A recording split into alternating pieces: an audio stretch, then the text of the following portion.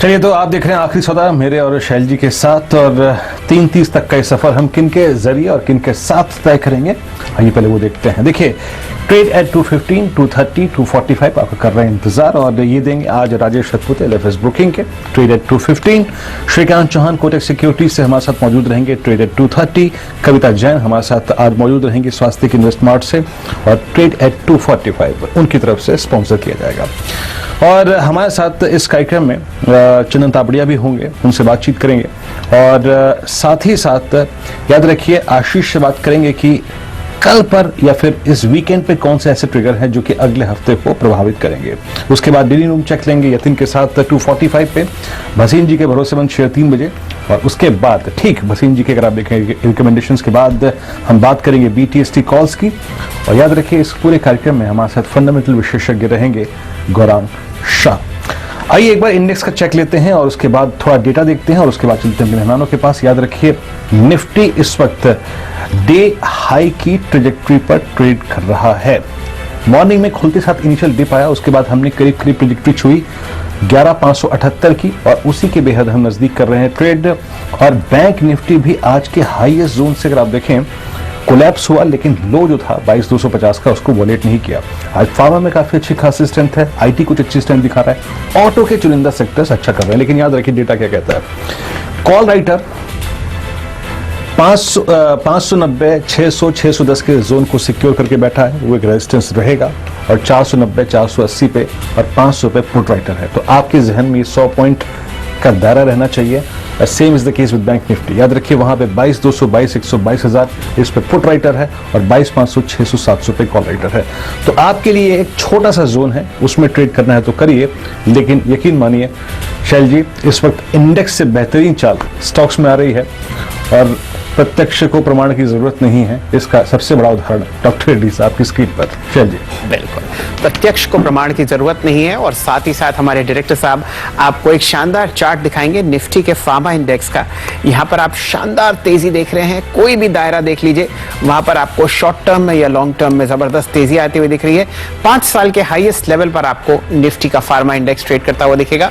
और अगर आप पहले 7 स्टॉक्स देखे हैं FNO में, पहले 10 में से 7 आपको दिखेंगे फार्मा स्पेस से। बहुत जबरदस्त तेजी हम लोग ट्रैक कर रहे हैं डॉक्टर रेड्डीज में, सिप्ला में, ल्यूपिन में, नैटको फार्मा में।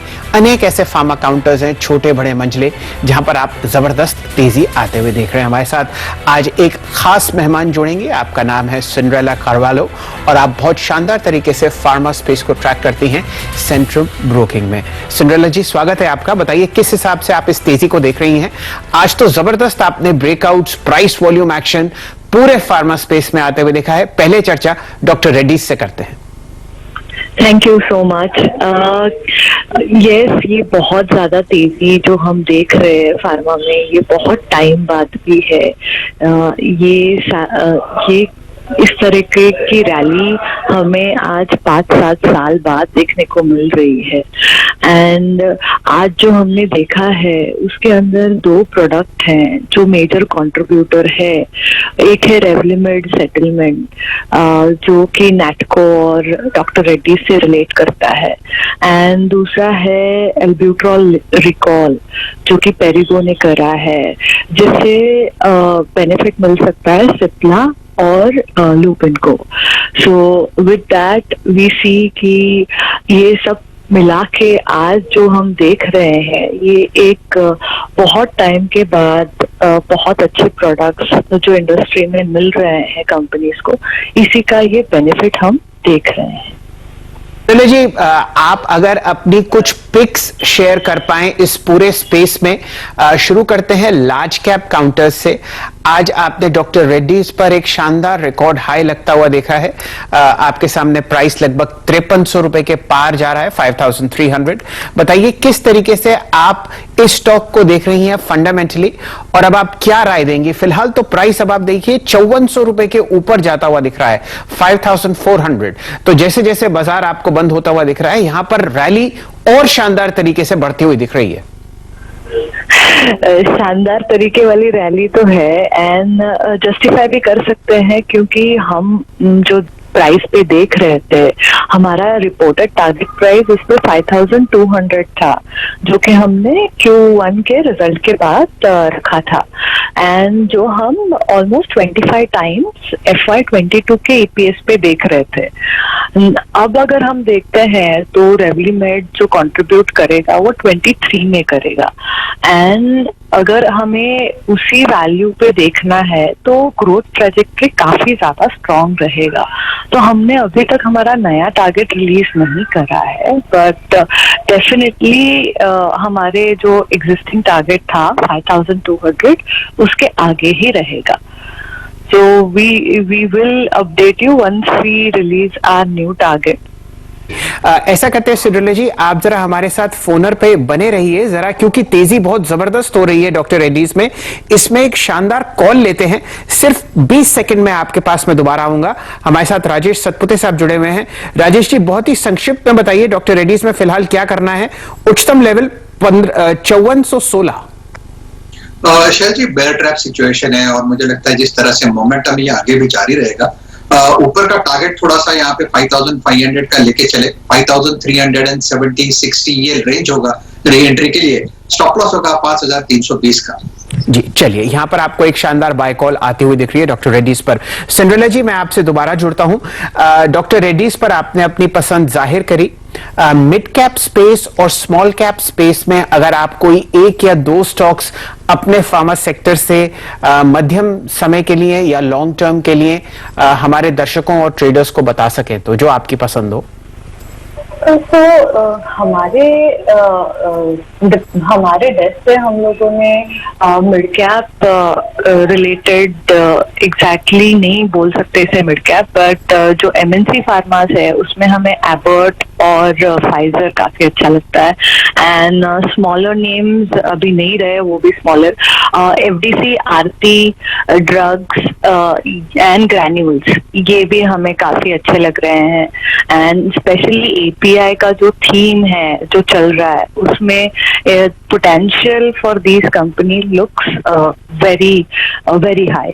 जी सिंड्रेला जी, आपसे आखिरी सवाल मैं ये पूछना चाहता हूं, कहीं पर आपको कुछ ऐसा डर महसूस हो रहा हो इस सेक्टर में, क्योंकि अब इंडेक्स 5 साल के उच्चतम लेवल पर आपको ट्रेड करता हुआ दिखेगा और फिलहाल हर किसी फार्मा स्टॉक पे आप नजर रखें आज कम से कम तो वो 5 से 8 से 10% बढ़ता हुआ दिख रहा है।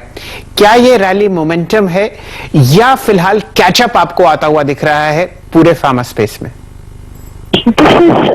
लाइक कैचअप ही बोल सकते हैं आप इसे, बिकॉज ये आज 5 साल बाद हुआ है। सेक्टर ने बहुत कुछ डिप्रेसिव थिंग्स देखी हुई है।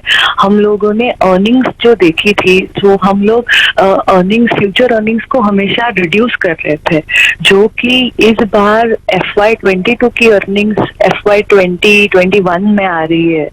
सो ये पहली बार हो रहा है आफ्टर 5 साल बाद, तो इसे फर्स्ट रैली मानेंगे। अभी डरने जैसी कोई बात तो नहीं लग रही है, बिकॉज जो भी परफॉर्मेंस हमें देखने में आ रहा है वो अपॉर्चुनिटी ड्रिवन है। ऐसा नहीं है कि विदाउट कोई अपॉर्चुनिटी ये जस्ट चला ही जा रहा है। सो अभी तक थोड़ा बहुत सेंसिबली है, बट यस थोड़ा बहुत क्रेजीनेस तो दिखता है। Euphoria will remain given the growth prospect being strong. तो जो ग्रोथ का प्रोस्पेक्ट हमें जिस स्ट्रेंथ से दिख रहा है उसके डिपेंडिंग ऑन दैट हमें ये रैली सस्टेनेबल लग रही है। क्या बात सिंड्रेला जी, आपने तो बहुत ही शानदार तरीके से हमारे बहुत सारे दर्शकों और ट्रेडर्स की जो मन में एक डर था उसको बहुत अच्छी तरीके से शांत किया है। तो फिलहाल सिंड्रेला जी जो बहुत जानी मानी फार्मा एनालिस्ट हैं और बहुत समय बाद CNBC आवाज में हमारे साथ जुड़ी हैं, उनको इस रैली में कोई डर नहीं दिख रहा। कैचअप रैली उनके हिसाब से आपको होती हुई दिख रही है इस पूरे सेक्टर में, और उन्होंने 3 या 4 पिक्स अपनी फेवरेट बताई हैं स्पेस में। छोटी या स्मॉल कैप या मिड कैप कंपनीज में उनकी पसंद है FDC, आरती ड्रग्स और ग्रैन्यूल्स इंडिया। FDC और ग्रैन्यूल्स इंडिया ऑलरेडी आपके सामने रिकॉर्ड लेवल्स पे चल रहे हैं, और mid cap to large cap space में उनकी पसंद है एबट इंडिया, फाइजर और खासकर डॉक्टर रेड्डीज, जहां पर जो उनका लक्ष्य था 5200 का वो उनको आता हुआ दिखा, और अब स्टॉक 5400 47 के आसपास ट्रेड कर रहा है। बहुत ही शानदार तरीके की रैली आपको आती हुई दिख रही है। सिंड्रेला जी, आपका बहुत बहुत धन्यवाद। और मैं ये मान के चलता हूं कि जिस हिसाब से फार्मा की रैली आप स्क्रीन पर आते हुए देख रहे हैं, तो ये आपको लंबी अवधि के लिए आती हुई दिखेगी और आपको हम अक्सर आमंत्रित करेंगे अपनी राय देने के लिए। हमारे साथ जुड़ने के लिए आपका बहुत बहुत शुक्रिया। सतपति साहब से हम लोगों ने राय ले ही ली है। हमारे साथ कविता जी जुड़ेंगी थोड़ी देर में, और साथ ही साथ गौरांग शाह साहब भी जुड़ चुके हैं मेरे ख्याल से। गौरांग साहब जुड़ चुके? जी हाँ। पालवे साहब से एक बार अगर बात हो सके तो राय लेंगे। पालवे साहब, ये आगाज आज आपने सुबह पहला सौदा में किया था, एक से एक बेहतरीन कॉल्स देने का। डॉक्टर रेड्डी फिलहाल मेरे सामने स्क्रीन पर भागता हुआ जा रहा है 5475। बताइए, मोमेंटम आप चेस करेंगे या नहीं? फिलहाल दिन का क्या रिकॉर्ड लेवल आपको डॉक्टर रेड्डीज पर आता हुआ दिख रहा है? जी बिल्कुल शैल जी, आज जो पारी की शुरुआत में जिस तरीके से फार्मा स्टॉक्स ने जो मोमेंटम पकड़ा है और वो अभी तक कंटिन्यू है थ्रू आउट द डे, एक कंसिस्टेंट बाइंग देखने को मिल रही है। मुझे लग रहा है कि डॉक्टर रेड्डी में जिस तरीके से शॉर्ट कवरिंग एक्शन हो रही है, अभी सतपुते जी ने 5500 तक के टारगेट बताए थे, वो तो मुझे लगता है कि अगले 5 मिनट में आते हुए दिखेंगे। और जिस तरीके से ये स्टॉक में ओपन इंटरेस्ट बढ़ा है, करीब 47% का ओपन इंटरेस्ट डॉक्टर रेड्डी के स्टॉक में एक सेशन में बढ़ते हुए दिखना काफी बड़ी बात है। और मुझे लगता है कि ये मोमेंटम और कंटिन्यू रहेगा। 5650 5700 तक के भी टारगेट इसमें आ जाए तो कोई आश्चर्य की बात नहीं, क्योंकि काफी बड़ा एक नया fresh buying interest as well as short covering action ये स्टॉक में मोमेंटम बना के रखी हुई है। जिनकी भी पोजीशन है वो अब स्टॉप लॉस को ट्रेल करके 5400 पे लिया है। 5650 5700 तक के टारगेट भी इसमें आते हुए दिखेंगे, क्योंकि जिस तरीके से बाइंग हो रही है वो ये दर्शा रही है कि मोमेंटम इतनी जल्दी अभी रुकेगा नहीं और ये कंटिन्यू रहेगा। मोमेंटम बिल्कुल आपको रुकता हुआ नहीं दिखेगा। वीरेंद्र जी हमारे साथ जुड़े हुए हैं दिल्ली में।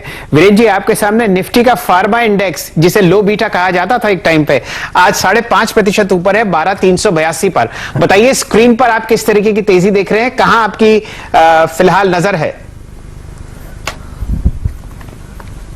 देखिए शैल जी, फार्मा में तो तेजी है ही इस वक्त, और आई थिंक इस पर एक व्यू गौरांग का भी ले लेते हैं। आई मीन आज ओआई के लिहाज से देखें तो कोई भी फार्मा स्टॉक पीछे नहीं है। ये बात अलग है कि doctor Reddy's something special package है आज, लेकिन पूरे फार्मा में काफी स्ट्रॉन्ग एडिशन है। मैं ओआई बिहेवियर कुछ देर में एक्सप्लेन करूंगा, लेकिन उससे पहले गौरांग की राय लेते हैं। गौरांग, ये आई थिंक डॉक्टर रेड्डीज ने जो एक विवाद सुलझाया उसका पूरा इंपैक्ट स्क्रीन पे विजिबल है, और फार्मा को एक नया थ्रस्ट मिला है आज। हालांकि ये डॉक्टर रेड्डीज का मूव परसों ही जनरेट हो चुका था क्लोजिंग के वक्त, जब रशियन कोविड-19 वैक्सीन के, अगर आप देखें, मार्केटिंग की राइट्स की बात आई थी, खबर जब आई थी।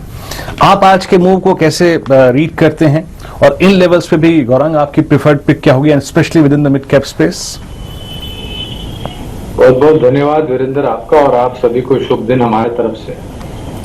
तो आज मेरे ख्याल से एक प्रमाण पत्र मिल गया है फार्मास्यूटिकल सेक्टर को, क्योंकि आज जैसे आप लोग जिक्र कर रहे थे 5 साल के सर्वोच्चम स्तर पर निफ्टी फार्मा का इंडेक्स जाकर के पहुंचा है। और मेरे ख्याल से वो दिन भी दूर नहीं है जब हमने फार्मा सेक्टर पर बात करते हुए एक चीज जताई थी, और वो थी कि भारत, हिंदुस्तान, इंडिया, ये जो देश है ये पूरे दुनिया की दवाई की दुकान है।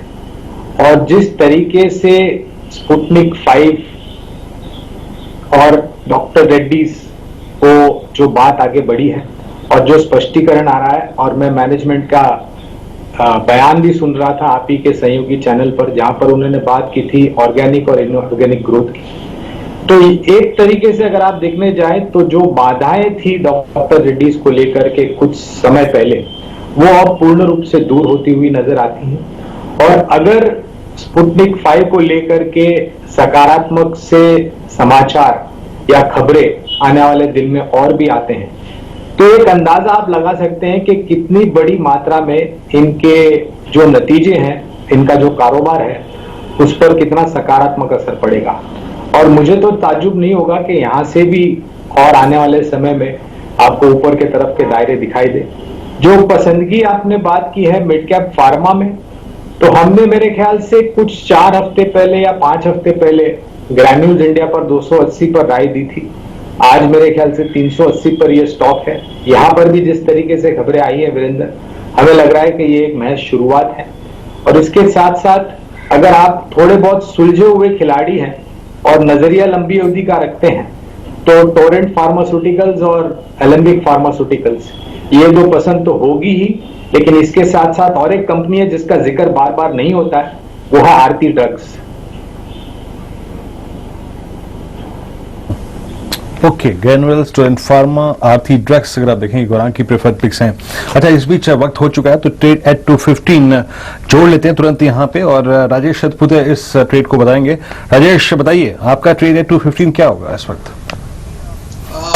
फार्मा तो मोमेंटम है, हमने उसे प्ले भी किया, लेकिन अभी थोड़ा ओवरबॉट है तो ट्रेड थोड़ा सा डिफिकल्ट होगा, इसलिए मैंने थोड़ा अलग सेक्टर पकड़ा है जो सुबह भी हमारी जिस पे बात हुई थी, और मुझे लगता है जहां जिस तरह से सेक्टरल रोटेशन होगा, क्योंकि सामने एक्सपायरी है, उसके चलते मुझे लगता है ओएमसीज, ऑयल मार्केटिंग कंपनीज पे थोड़ा फोकस देना चाहिए। जैसे सुबह में भारती में हमने एक कॉन्ट्रा किया था, वैसे ही मुझे लगता है लोअर लेवल से यहाँ पे ओएमसीज में रिकवरी होगी। गेल देखिए वन काउंटर जो लोअर लेवल से 2 टका ऊपर आया है, तो कहीं ना कहीं मुझे लगता है कि it's time to take a contra bated OMC. उसमें एचपीसीएल मुझे बढ़िया लगता है, सुबह भी इस पे बात हुई थी, फिर से वही दोहराता हूं मैं। एचपीसीएल देखिए, जो नेक्स्ट मंथ कॉन्ट्रैक्ट है विच इज एट 198, मैंने इस मंथ की कॉन्ट्रैक्ट की नहीं बात की, मैंने नेक्स्ट मंथ की कॉन्ट्रैक्ट की बात की, तो किसी के पास रह जाए तो भी कोई प्रॉब्लम नहीं होगा। तो एचपीसीएल नेक्स्ट मंथ कॉन्ट्रैक्ट को बाय करे। स्टॉप लॉस है मेरा 194 विच इज एट 198, 4 रुपए का स्टॉप लॉस होगा। पहला इसका जो रेजिस्टेंस है वो करीबन 202 का है, तो 202 प्रोबेबली इंट्राडे आ जाएगा, लेकिन 202 के बाद 208 तक, 207, 208 तक तो आराम से चला जाएगा। तो मुझे लगता है कि it's time to focus on OMC which are actually line lows. हट के सतपुते साहब दे रहे हैं। पूरा फार्मा स्पेस इस वक्त बिल्कुल आप यूं समझिए कि रेड हॉट है, लेकिन सतपुते साहब ने ठाकुर रविंद्रनाथ टैगोर की लाइन पकड़ी है और उन्होंने कहा एकला चलो रे, एकला चलो रे एचपीसीएल की तरफ। वहां पर आपको एक बहुत शानदार बाय कॉल आती हुई दिख रही है, क्योंकि पूरा बाजार आपको इस वक्त चहकता हुआ दिखेगा फार्मा पर। एक मैं आपके लिए वीरेंद्र जी आंकड़ा प्रस्तुत करता हूं। डॉक्टर रेड्डीज की आज वॉल्यूम लगभग 1 करोड़ 60 लाख शेयर है, और जहां पर आप टर्नओवर आज देख रहे हैं 8,155 करोड़। आप यूं मान के चलिए कि लाख करोड़ से नीचे डॉक्टर रेड्डीज की मार्केट कैपिटलाइजेशन है, तो लगभग 8% ट्रेड आपको आज होता हुआ दिख रहा है उसका मार्केट कैपिटलाइजेशन। ये आंकड़ा नॉर्मली हम लोग रिलायंस इंडस्ट्रीज के लिए रखते हैं इन टर्म्स ऑफ टर्नओवर, लेकिन ये आज आपके सामने डॉक्टर रेड्डीज पर आता हुआ दिख रहा है। बहुत समय पहले, मैं आपको लगभग 20 साल पहले की बात बता रहा हूं, जब यहां पर मॉलिक्यूल्स की चर्चा होती थी, तब एक ग्रोथ स्टॉक होता था डॉक्टर रेड्डीज, और उस मैच्योरिटी फेज के बाद अब वापस आप इस सेक्टर में बहुत अच्छी फेरबदल आते हुए देख रहे हैं। तो डॉक्टर रेड्डीज आपके सामने 54.50, 13% ऊपर। यहां पर वैसे तो सर्किट लगता नहीं, लेकिन जो पहला सर्किट है वो 55-51 का है। देखते हैं वो आपको आता हुआ दिखता है नहीं दिखता डॉक्टर रेड्डीज पर। जिस हिसाब से प्राइस एक्शन और वॉल्यूम है, इस वजह में आपको बहुत अच्छी तेजी आती हुई दिख रही है। राजेश पालविया साहब से जुड़ेंगे दोबारा। पालविया साहब, इस तेजी के जनक आप थे सुबह सीएनबीसी आवाज पर। बताइए, कोई मंझला या छोटा स्टॉक? हमारे पास अभी सिंड्रेला जी जुड़ी हुई थी, जिन्होंने 3 फैबुलस स्टॉक्स बताए हैं, आरती ड्रग्स, एफडीसी और ग्रैन्यूल्स। गौरांग शाह साहब ने थोड़ी देर पहले कहा आरती ड्रग्स की चर्चा नहीं होती, तो उनकी इस शिकायत को भी दूर कर देते हैं और आरती ड्रग्स और एफडीसी पर आपकी राय लेते हैं, क्योंकि ग्रैन्यूल्स इंडिया सुबह डिस्कस हो चुका है। तो जी शैल जी, बिल्कुल। अगर आरती ड्रग्स का सेटअप देखें तो स्टॉक अगर हम पिछले 3-4 वीक से देखें तो एक नैरो रेंज में कंसोलिडेट हो रहा है, लेकिन इसका अगर ओवरऑल सेटअप देखें तो सेटअप तो पॉजिटिव है। और स्टॉक में मुझे लगता है कि जैसे ही स्टॉक में 3020, 3030 के लेवल क्रॉस होंगे तो ये स्टॉक अपना मोमेंटम अपवर्ड साइड का कंटिन्यू करेगा, और फिर मुझे लगता है इसमें 3200 तक के टारगेट आते हुए दिखना चाहिए। तो ओवरऑल इसका सेटअप पॉजिटिव है, कोई भी डिक्लाइन आए तो इसको ऐड करें। करंट लेवल से ट्रेडिंग सेटअप के हिसाब से करंट लेवल पे जो स्टॉप लॉस बनता है वो बनेगा करीब इसका 2950 के आसपास, और टारगेट होंगे 3100 और 3200 तक के। तो स्टॉक को बिल्कुल होल्ड रखना चाहिए, और स्टॉक के सेटअप के हिसाब से मुझे लगता है कि हो सकता है ये वीक नहीं चल पाया स्टॉक, नेक्स्ट वीक में हमें इसमें एक अच्छी रैली बनते हुए दिखे, क्योंकि 3 वीक का एक कंसोलिडेशन ऑलरेडी स्टॉक में हो चुका है। तो मुझे लगता है 4th वीक में बिल्कुल एक अच्छा अप मूव यहां से बनते हुए दिखना चाहिए। एफडीसी का अगर near term short term setup देखें तो काफी स्टेबल है। स्टॉक में अगर हम देखें तो वीकली चार्ट के हिसाब से इसमें एक राउंडिंग बॉटम फॉर्मेशन का ब्रेकआउट ऑलरेडी हो चुका है, जो कि करीब 300-310 की रेंज में ऑलरेडी इसका नेकलाइन है। और जिस तरीके का ब्रेकआउट हुआ है उसके हिसाब से जो टारगेट बनते हैं फॉर्मेशन के, वो टारगेट बनते हैं इसके 450 के आसपास। अभी शॉर्ट टर्म का ट्रेडिंग का टारगेट जो होना चाहिए वो आना चाहिए करीब इसका 390 के आसपास। करंट लेवल से जो स्टॉप लॉस रखेंगे 350 का स्टॉप लॉस रख के एफडीसी भी बाई किया जा सकता है। पोजिशनली मुझे लगता है जो ब्रेकआउट हुआ उसके हिसाब से 450 तक के टारगेट भी इसमें आते हुए दिखना चाहिए। चलिए, फिलहाल आपके सामने बहुत शानदार बाय कॉल्स आती हुई दिख रही हैं। आरती ड्रग्स पर, एफडीसी पर पसंदीदा काउंटर्स ये थे सिंड्रेला कार्वेलो के, बहुत जानी मानी एनालिस्ट हैं वो फार्मा स्पेस की, सेंट्रम ब्रोकिंग की, और साथ ही साथ उन्होंने चर्चा करी थी एक और कंपनी की, ग्रैन्यूल्स इंडिया पर, जहां पर हम सुबह से एक बहुत शानदार बाय कॉल ट्रैक कर रहे हैं। बाजार आईपीओ का और सेकेंडरी मार्केट का बहुत जबरदस्त तरीके से आपको गर्मी में दिखेगा। कल बहुत ही जबरदस्त लिस्टिंग आपने होती हुई दिखी है हैप्पीएस्ट माइंड्स की, और अब हमारे साथ जुड़ रहे हैं श्री कमल कुमार अग्रवाल साहब। आप चेयरमैन और मैनेजिंग डायरेक्टर हैं। जी हां, थोड़ी देर में वो हमारे साथ कनेक्ट होंगे। एक बहुत जबरदस्त आईपीओ आपको फिलहाल बाजार में आता हुआ दिखेगा, केमकॉम स्पेशलिटी केमिकल्स का। केमिकल स्पेस बहुत जबरदस्त तरीके से चहक रही है, और ये एक बहुत अच्छा मौका होगा ये जानने का कि इस कंपनी से आप बाजार में क्या एक्सपेक्ट करेंगे। थोड़ी देर में कमल कुमार साहब हमारे साथ जुड़ेंगे, और इनका आईपीओ का प्राइस है 338 से 340 रुपए पर शेयर। लेकिन बाजार को बहुत आगे बढ़ाते हैं। एक शानदार तेजी आप भारतीय एयरटेल में आते हुए देख रहे हैं, 2.25% ऊपर। ये प्रश्न आपके लिए सतपुते जी, बताइए चार्ट्स पर आपको भारतीय एयरटेल कैसा लगता है? शैल जी, एक अच्छा पुल बैक हमें लोअर लेवल से मिल रहा है। प्रोबेबली यहाँ पे जिस तरह से रैली है 475 से लेके 495 तक का मूव जो एक्सपेक्टेड था वो यहाँ पे आया है। प्रोबेबली यहाँ से थोड़ा आज के लिए हल्का होगा, लेकिन मुझे लगता है मोटा मोटी ये 510 ये इसका पुल बैक का टारगेट है। तो अगर पोजीशन है तो बने रहे, स्टॉप लॉस रहेगा 482 का। ये राय आपको भारतीय एयरटेल पर आती हुई दिख रही है। वीरेंद्र जी, आपके जहन में कोई ऐसा स्टॉक जो फिलहाल एफएनओ में चहकता हुआ दिखे आपको, लॉन्ग या शॉर्ट साइड पर? शैली, एक बैंक निफ्टी में एक मेजर स्लिप आया है, और बैंक निफ्टी ऑलमोस्ट अगर आप देखें सिंगल टिक्स में, डबल टिक्स में करीब 300 पॉइंट शेड कर चुका है। 22,300, जब आप इस आईपीओ का जिक्र कर ही रहे थे शैल जी, उस वक्त 22,300 अगर आप देखें स्क्रीन पर बैंक निफ्टी का भाव था, और ये अपने 300 लगभग 250 अंकों का एक शार्प डिप सडनली मार्केट्स में आया। और अब निफ्टी भी अगर आप देखें 11,500 को तोड़ के नीचे आ चुका है। कविता प्लीज एक टेक चेक दीजिएगा। आई थिंक एक मेजर स्लिप है, और against I think option setup है। एक टेक चेक देंगे इस पे एग्जैक्टली अगर आप देखें निफ्टी को और बैंक निफ्टी को कैसे अप्रोच करना चाहिए, स्पेशली वो लॉन्ग ट्रेडर्स या फिर शॉर्ट ट्रेडर्स जो कि निफ्टी में पोजीशन है इस वक्त निफ्टी बैंक में। बैंक निफ्टी पर जो साइडवेज ट्रेंड चल रहा था वीरेंद्र जी, उस पर एक शार्प फॉल आता हुआ दिख रहा है, विद मोरू बाजू वॉल्यूम से काफी हैवी आते हुए दिख रहे हैं। नीचे में मुझे जो सपोर्ट आता हुआ दिख रहा है बैंक निफ्टी पर, दैट सीम्स समहाउ अराउंड 21,730 के आसपास, और अगर वो लेवल टूटता है तो फर्दर 21,395 तक हम लोग बैंक निफ्टी को नीचे जाते हुए देख सकते हैं। सो फिलहाल जिनकी पोजीशंस है, लेकिन keep the stop loss of 22,352, even काफी ऊपर होगा 2274 का, 2274 का स्टॉप लॉस लगा सकते हैं जिनके ऑलरेडी पोजीशंस हैं। अदरवाइज मुझे ये नीचे दिखता है टिल द लेवल ऑफ 21208 तक और बैंक निफ्टी। ओके, और इस बीच अगर आप देखिए इस डिप में बजाज फाइनेंस और बजाज फिनसर्व अगर आप देखें एक का एक बड़ी तेजी से नीचे आए हैं। तो ये एनबीएफसी जो थी, याद रखिएगा, ये सुबह से ही काफी कमजोर थी। राजेश, सुबह हमने इन पे शॉर्ट रेट्स के बारे में बात भी की थी। Look at Bajaj finance 3445 spot में, और बजाज फिनसर्व स्पॉट में 5913।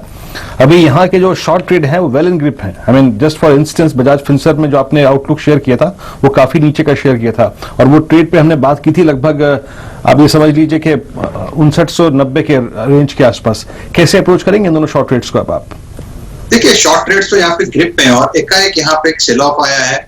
11,500 निफ्टी टूटा है, 22,000 का स्तर बैंक निफ्टी में तोड़ा है, तो सेल ऑफ कंटिन्यू होगा। बजाज फिनसर्व की बात करें तो मैंने अभी भी मुझे लगता है कि ये 5,800 5,750 तक फिसलेगा। स्टॉप लॉस मेंटेन करना है तो स्टॉप लॉस मेंटेन करे 5,950 का। बजाज फाइनेंस की अगर बात करें तो यस, उसमें भी तो सेलिंग आ रही है, तो प्रोबेबली 3,350 का इसका टारगेट होगा। यानी करंट लेवल से आप पकड़ो ना कि यहाँ पे 80 रुपए का फॉल, और स्टॉप लॉस होगा 3480 का। उसके साथ थोड़ा आप ये भी देखो जहां जो चले हैं वहां पे प्रॉफिट टेकिंग हो रही है। Nifty is down by 50 point, ये का एक सेलिंग आ रही है यहाँ पे। जुबलेंट फूड जो अच्छा खासा चला है, अर्ली चार्ट पे इसमें ब्रेकडाउन हुआ है, स्लोली एंड स्टेडीली ये ड्रिफ्ट हो रहा है नीचे नीचे। सो वो needs to be very cautious in Jubilant food. अच्छा चला है तो प्रॉफिट टेकिंग है तो कर ले, प्रोबेबली यहाँ पे 2300 का लेवल आ जाएगा।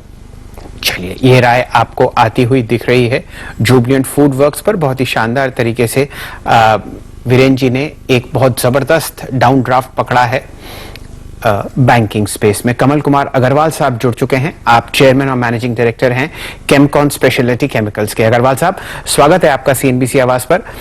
लक फेवर्स द ब्रेव, और मेरे ख्याल से इससे बेहतरीन कोई मौका नहीं होगा एक आईपीओ फ्लोट करने का स्पेशलिटी केमिकल्स में, जहां पर आप पूरी दुनिया में तेजी आते हुए देख रहे हैं, और आप तो एपीआईज भी सप्लाई करते हैं फार्मा को। बताइए, इतनी बढ़िया किस्मत आप लेके आए हैं, हमारे जो दर्शक हैं जो इस आईपीओ में अप्लाई करेंगे उनको क्या उम्मीदें रखनी चाहिए आपकी कंपनी से? आईपीओ का प्राइस है 338 से 340 रुपए पर शेयर।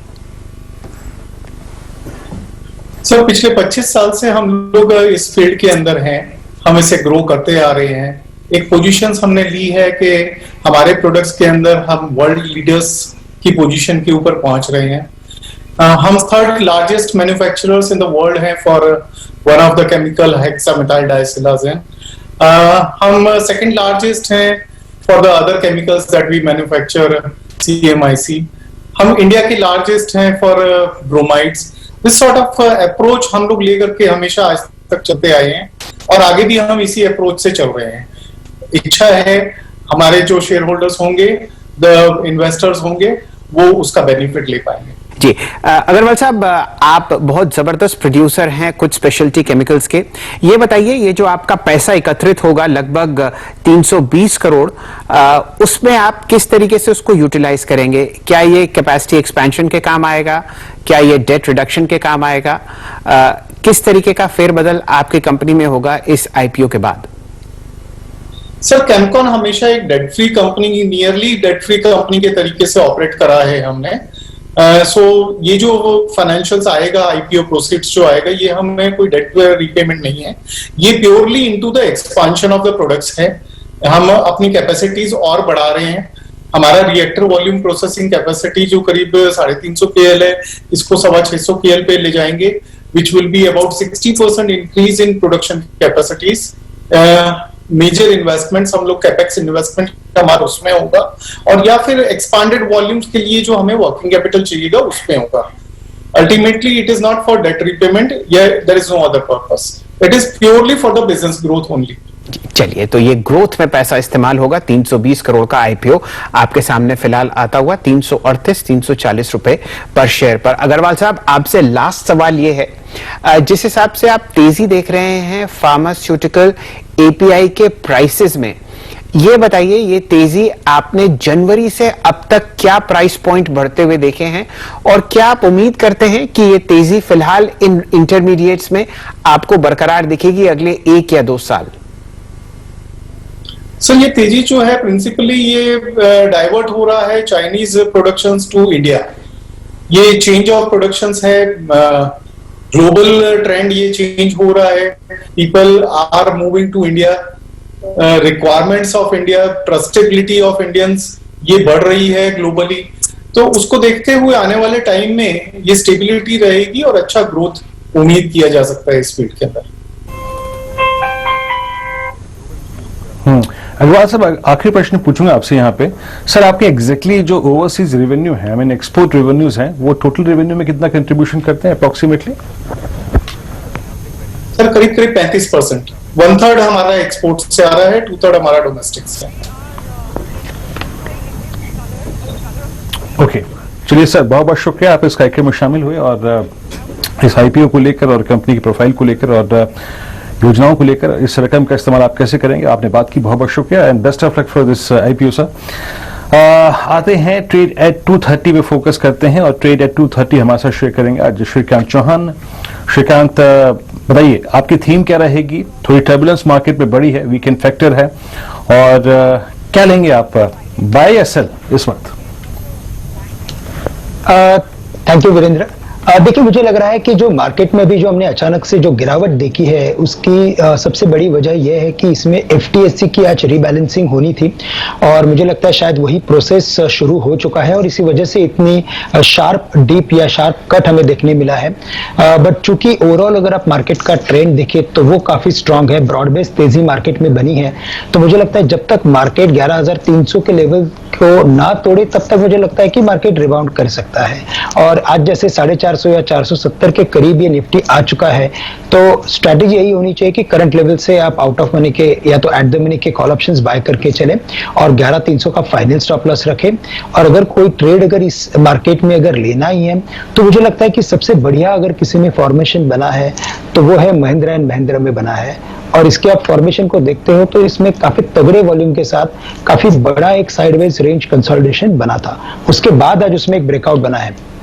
तो करंट लेवल से महिंद्रा एंड महिंद्रा को बाय करके चले, 650 के करीब ये ट्रेड कर रहा है और जो हमें स्टॉप लॉस रखना है वो रखना है 630 रुपए का, क्योंकि थोड़ा बड़ा स्टॉप लॉस रखता है शायद एडजस्टमेंट के पीछे मार्केट में और थोड़ी वॉलेटिलिटी बढ़ सकती है, लेकिन 630 के स्टॉप लॉस के साथ बाय करे और टारगेट से रखे 690 से लेकर 700 रुपए के। तो महिंद्रा एंड महिंद्रा ये काफी स्ट्रॉन्ग पिक है, करंट लेवल से 2:30 के आसपास इसे बाय किया जा सकता है।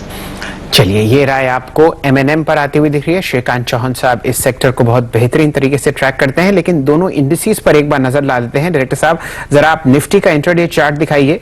वहां पर देखिए, आपने एक शानदार बिकवाली आते हुए देखी है, लगभग 11,584 का जो उनका दिन का उच्चतम लेवल था। आपके सामने फिलहाल इंडेक्स काफी नीचे ट्रेड कर रहा है, 11,485 के आसपास। तो यूं मान के चलिए कि 100 पॉइंट का कट आपको ऊपरी सतह से निफ्टी में आता हुआ दिखा है। बैंक निफ्टी पर नजर डालिए, 22,470 का लेवल आपने दिन के उच्चतम लेवल पर आता हुआ देखा और फिलहाल आपके सामने जो इंडेक्स है वो 21,933 के आसपास चलता हुआ दिख रहा है। तो आप ये समझ लीजिए 470 और 70 पॉइंट, 540 पॉइंट का कट आपने ऊपरी सतह से आते हुए देखा है। सतपुते साहब से जुड़ते हैं। राजेश जी, आपके सामने एक या दो ब्रेकडाउन्स बहुत जबरदस्त तरीके से बैंकिंग सेक्टर में आते हुए दिख रहे हैं।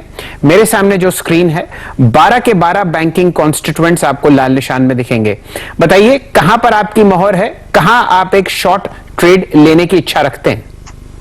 देखिए, दो बैंकिंग है जहां पे एक छोटा ट्रेड यहाँ पे। First of all ICICI bank, इसमें एक शार्प बटाया, ह्यूज क्वांटिटी यहाँ पे किसी ने बेची है, 374.75 के लेवल पे बेचा है। 368 करंट प्राइस है, प्रोबेबली आपका स्टॉप लॉस होगा 372, 358 का इंट्राडे टारगेट होगा, प्रोबेबली 358 360 लेवल टूटने के बाद सेल ऑफ थोड़ा बढ़ेगा। एट द सेम टाइम शैल जी, आपको आप देखिए यहाँ पे कोटक बैंक, कोटक जो 1300 पे अटकता था, 1300 पे हमने बहुत बार इसका जिक्र भी किया था, 1300 का ही स्टॉप लॉस होगा, 1280 के आसपास का ट्रेड है, 1275। तो आप 25 रुपए का स्टॉप लॉस रखें यहाँ पे और मुझे लगता है कोटक में थोड़ी बिकवाली और बढ़ेगी, प्रोबेबली 1235 1240 तक का फॉल मुझे इमीडिएट बेसिस पे कोटक में दिखता है। हमारे डायरेक्टर साहब आपको एक लंबी अवधि का चार्ट कोटक महिंद्रा बैंक का दिखाएंगे। मेरे सामने जो लो है वो इस वक्त 18 जून 2020 का है। तो आप मान के चलिए कि ये लोएस्ट लेवल आपको दिख रहा है कम से कम 3 महीने का और फिलहाल प्राइस 1270। फिलहाल आप अगर गौरांग शाह साहब को जोड़ें तो शाह साहब, आपसे एक राय ये लेनी है कि पिछले 1 महीने से जो वीकेस्ट सेक्टर हमने बाजार में देखा है वो है बैंकिंग स्पेस। कुछ ऐसे दिग्गज बैंक पिछले 1 महीने से कोई भी आपको ना लॉन्ग कॉल सुनने को मिल रही है, ना कोई ऐसा ट्रेड मिल रहा है जहां पर आप लंबी साइड पर पैसा बनाएं। ये बताइए कि स्टॉक्स जैसे कोटक महिंद्रा बैंक और एचडीएफसी बैंक, कौन सा ऐसा जोन होगा जहां पर आप एक बाय इनिशिएट करेंगे अपने लॉन्ग टर्म या मीडियम टर्म इन्वेस्टर्स के लिए? तो शैल जी, मेरे ख्याल से 1200-1250 ये स्तर होंगे कोटक महिंद्रा बैंक के, क्योंकि ये स्तर तब भी बने थे जब मेरे ख्याल से वो विवाद खड़ा हुआ था कोटक महिंद्रा बैंक और आरबीआई के बीच में, और तब मेरे ख्याल से 1180 के आसपास आकर के, जो मेरी याददाश्त है उसको ध्यान में रखते हुए मैं आपको बता रहा हूँ, ये फिर से ऊपर के तरफ के दायरे बने थे। तो मुझे नहीं लग रहा है कि 1250 और 1200 के नीचे मंदी करनी चाहिए, क्योंकि वो काफी घातक साबित हो सकता है। और लंबी अवधि के लिए हमारी खरीदारी की राय है कोटक महिंद्रा बैंक के ऊपर। ये जो दिक्कतें आई हैं बैंकिंग सेक्टर में कुछ समय से शैल जी, वो जग जाहिर है कि जो नियमों में परिवर्तन किया, जिस तरीके से टिप्पणी गवर्नर साहब की तरफ से आई और जिस तरीके से मॉनिटोरियम को लेकर के जो परिस्थिति खड़ी हुई है, ये तीनों का मिश्रण आप मिलाते तो मेरे ख्याल से, और जो वातावरण था लॉकडाउन का, उसको लेकर के लोन बुक में गौरांग मैं रोकना चाहूंगा आपको, मैं एक सेकंड के लिए रोकना चाहूंगा, क्योंकि बैंक निफ्टी में सडन अगर आप देखें काफी फॉल है। देखिए Kotak Mahindra bank, HDFC, Reliance, Infosys, I think जो फुटसी रिबैलेंसिंग हो रही है उसका अगर आप देखें कुछ स्टॉक्स पे जो एग्जिट है ना, उसका पूरा इंपैक्ट इस वक्त मार्केट पे है। निफ्टी डे लो 11,447 और निफ्टी बैंक अगर आप देखें 22,200 के जोन को और 22,000 को। मोस्ट इंपॉर्टेंट पार्ट यह है कि इस मंथली कॉन्ट्रैक्ट में 22,000 काफी इंपॉर्टेंट बेस था। पालवे साहब, अगर ये 22,000 के नीचे क्लोज होता है, जिस प्रकार से आईसीआईसीआई बैंक स्लिप हो रहा है, कोटक बैंक स्लिप हो रहा है, आप किसी पुट ऑप्शन को सिक्योर करना चाहेंगे ट्रेडिंग पर्सपेक्टिव से नहीं, एटलीस्ट फॉर हेजिंग? जी बिल्कुल, आज अगर ये 22,000 के नीचे अब ये फिसल चुका है और उसके नीचे रहता है तो बिल्कुल पुट लेना पड़ेगा, क्योंकि इसके नीचे अब ये जो नेक्स्ट मेजर सपोर्ट आएगा वो 21,500 के आसपास आएगा, तो और यहाँ से 300 साढ़े 300 पॉइंट की जगह बचती है नीचे स्लिप होते हुए। तो मुझे लगता है कि 21,500 का पुट, जो कि करीब अभी स्पाइक में बहुत शार्प स्पाइक आया, उसमें भी करीब 250 के आसपास अभी ट्रेड कर रहा है, तो थोड़ा सा कूल ऑफ आता है। अगर 240 के आसपास मिलता है तो लें इसको, और इसमें स्टॉप लॉस रखें 210 के आसपास। और ये अगर यहाँ से 300 पॉइंट का फॉल, जो कि एक रेंज को तोड़ा है बैंक निफ्टी में और एक्सटेंड होते हुए दिखेगा, तो ये पुट में जो टारगेट बनना चाहिए वो करीब बनेंगे 500 रुपए के आसपास। तो 21,500 का पुट इस जो सेटअप का ब्रेकडाउन हुआ है उसको प्ले करने के लिए हेज पॉइंट ऑफ व्यू से 21,500 का पुट लेके ट्रेड किया जा सकता है हेजिंग पर्सपेक्टिव से। चलिए, ये राय आपको मिल रही है निफ्टी बैंक पर। श्रीकांत चौहान साहब हमारे साथ जुड़े हुए हैं, बहुत ही क्लोजली इस सेक्टर को ट्रैक करते हैं। चौहान साहब, कहीं वीकनेस अगर आप ट्रैक कर रहे हो बैंकिंग स्पेस पर, जहां फिलहाल आप एक सेल कॉल एडवाइस करें, या फिलहाल आपको लग रहा है कि ये जो तेजी है, माफ कीजिए, ये जो मंदी है, ये फिलहाल खत्म होती हुई दिख रही है आपको? देखिए, मुझे लगता है कि सबसे बड़ा अगर कोई रीबैलेंसिंग अगर हो रहा है तो वो बैंक सेक्टर के लिए हो रहा है, और बैंक निफ्टी इसकी वजह से गिरा हुआ है। बट मुझे लगता है कि इस रीबैलेंसिंग के बाद वापस एक बार मार्केट स्टेबलाइज होकर एक रिबाउंड कर सकता है। तो करंट लेवल से मुझे लगता है कि निफ्टी के जो कॉल ऑप्शंस है वो बाय करें, बैंक निफ्टी के पुट ऑप्शंस बाय करें, क्योंकि रीबैलेंसिंग 3:30 बजे तक शायद चल सकती है। तो बेस्ट स्ट्रेटेजी यही रहेगी कि निफ्टी के कॉल ऑप्शंस बाय करें। 11,400 के जो कॉल ऑप्शंस है वो तकरीबन 150-160 के करीब अभी ट्रेड कर रहे हैं। हम यहाँ पे 50 से 60 रुपए का स्टॉप लॉस रख सकते हैं फाइनल, और यहाँ पे एक लॉन्ग का ट्रेड इनिशिएट कर सकते हैं। इसकी वजह यही है कि जैसे ही रीबैलेंसिंग खत्म होगा वैसे ही मार्केट वापस अपने एक वापस इक्विलिब्रियम लेवल पे आ सकता है, और इसके इक्विलिब्रियम लेवल समवेयर अराउंड 11,500-530 के करीब के हैं। तो मुझे लगता है कि काफी अच्छा रिबाउंड देखने मिल सकता है। ऑन डिक्लाइंस बाय करके चले। चलिए, तो आज दो हमारे टेक्निकल पैनलिस्ट बिल्कुल एकले रास्ते पे आपको चलते हुए दिखेंगे। श्रीकांत चौहान साहब एक्चुअली यहां पर आपको बाय रेकमेंड कर रहे हैं निफ्टी फ्यूचर्स में। उनकी उम्मीद है कि ये आपको वापस 3:30 बजे तक 11,530 के आसपास ट्रेड करता हुआ दिखेगा, और ये जो रीबैलेंसिंग हो रही है वहां पर आपको थोड़ा सा अपॉर्चुनिटी मिल रही है लॉन्ग साइड पर। यही राय आपको पालविया साहब भी थोड़ी देर पहले दे रहे थे जब उन्होंने HPCL पर अपना लॉन्ग साइड का रुझान व्यक्त किया। चलिए, बाजार में कहां फिलहाल आपको अच्छा मूवमेंट आता हुआ देखता है उसको ट्रैक करते हैं। कविता जी हमारे साथ जुड़ी हुई हैं। कविता जी, स्वागत है आपका। वैसे तो 2:45 पर आपका ट्रेड है, बताइए किस हिसाब से आप यहां पर कोई लॉन्ग पोजीशन या शॉर्ट पोजीशन बनती हुई देख रही हैं बाजार में? शरण जी, गुड आफ्टरनून। आपके साथ मेरा पहला इंटरेक्शन है, आई बिलीव। एंड जो एक्शन दिख रहा है निफ्टी बैंक निफ्टी पर प्रेशर आता हुआ दिखा है, पर एक डिफेंस स्टॉक को हम ट्रैक कर रहे हैं। लाइक अभी जो IPO आने वाला है in that regards API chemical में हिकल में एक बहुत अच्छा मूवमेंट आता हुआ दिख रहा है। राउंडिंग बॉटम फॉर्मेशन का ब्रेकआउट दिखा है डेली चार्ट पर, और अपने प्रीवियस पीक के आसपास ही आप इसे देखेंगे वहां पर सस्टेन होता हुआ भी दिख रहा है। तो अभी करेक्शंस में डिप्स पर भी मिल रहा है, तो हिकल मेरा 245 का कॉल भी है, whereas 184 के स्टॉप लॉस के साथ 195 के टारगेट्स के लिए एंड इवन शॉर्ट टर्म थोड़ा रखें तो कुछ डेली के मूवमेंट देखें तो 206 तक का भी टारगेट आ सकता है। तो हिकल एक अच्छा काउंटर लग रहा है डिफेंस साइड जाते हुए और API केमिकल थीम पर। राय आपको हाइकल पर आती हुई दिख रही है। केमिकल स्पेस में कविता जी कह रही हैं कि आप इस लेवल पर एक अच्छी तरीके से स्टॉक को समझिए और फिलहाल 188.60 पर फिलहाल ये ट्रेड करता हुआ दिख रहा है। लगभग 3% की तेजी यहां पर जुड़ती हुई दिख रही है। फिलहाल वापस जुड़ते हैं सतपुते साहब से। ये बताइए राजेश जी, फिलहाल जो रैली हम लोग फार्मा स्पेस में ट्रैक कर रहे हैं, हल्के से लाल निशान आपको ऊपरी सतह से आते हुए दिख रहे हैं।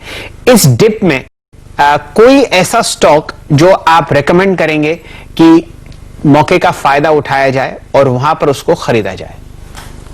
शैल जी, तो फिर उस लिहाज से अगर आप देखें तो मुझे लगता है फिर फार्मा में सिप्ला ज्यादा बेटर लगता है, वेल प्लेस्ड है, जो कि करीबन मुझे याद है हमने 720-730 पे एक बार रिकमेंड किया, वहां से रैली पकड़ी भी। लेकिन मुझे लगता है कि फिलहाल मैं थोड़ा वेट करूंगा, बट ऑन डिप कोई रिकमेंडेशन मेरी होगी तो सिप्ला में होगी एंड सेकंड बायोकॉन में होगी, जहां पे मुझे लगता है कि एक अच्छा ट्रैक्शन मिलता है। अगर आप थोड़ी पोजीशन बना के यहाँ पे थोड़ा सा वेट करें, थोड़ा वक्त दे, तो आपको प्रॉफिट दिखता है। तो मेरी पसंद बायोकॉन और सिप्ला, ये दो काउंटर्स में होंगी, लेकिन not at this level, let this volatility settle down. अंदार राय फिलहाल आपके सामने स्क्रीन पर आती हुई कि इस वॉलेटिलिटी में कदम ना रखें फार्मा स्पेस पे, और अगर आपको कोई ट्रेड लेना भी है लॉन्ग साइड पर तो वो सिप्ला और बायोकॉन पसंद है राजेश सतपुते साहब को। श्रीकांत जी, आज आपको सुबह सुबह बहुत मिस किया। फार्मा स्पेस पर जबरदस्त रैली थी, आपका इस सेक्टर पे लंबी अवधि के लिए बहुत अच्छा रुझान है। ये बताइए श्रीकांत जी, इस लंबी तेजी के बावजूद आप कहां पर अपने लॉन्ग टर्म टेक्निकल इन्वेस्टर्स को एक लॉन्ग कॉल की सलाह दे रहे हैं? धन्यवाद शैल जी। क्योंकि फार्मा सेक्टर को हमने काफी क्लोजली ट्रैक किया है और सबसे बड़ी बात यह है कि जितने भी टेक्निकल पैरामीटर्स हम यूज करते हैं वो सभी पैरामीटर्स का मिश्रण हमें इसमें देखने मिल रहा है और काफी अच्छी तेजी बनी है। इनफैक्ट पिछले हफ्ते ही ये जब करेक्ट हुआ था, इसने एग्जैक्टली एक फिबोनाची रिट्रेसमेंट का जो 50% रिट्रेसमेंट रेशियो होता है उसी के करीब डबल बॉटम बना के इसने रिवर्सल दिया था फार्मा सेक्टर ने। और मुझे लगता है कि जितने भी टेक्निकल एनालिस्ट है उन लोगों ने काफी अच्छा बड़ा इसका एडवांटेज लिया होगा।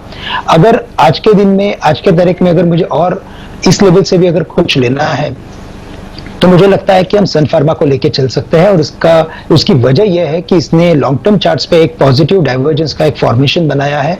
वो क्लियरली इंडिकेट करता है कि जो उसका प्रीवियस ट्रेंड था उसे इसने निगेट कर लिया है, ट्रेंड लाइन के बाहर आ चुका है।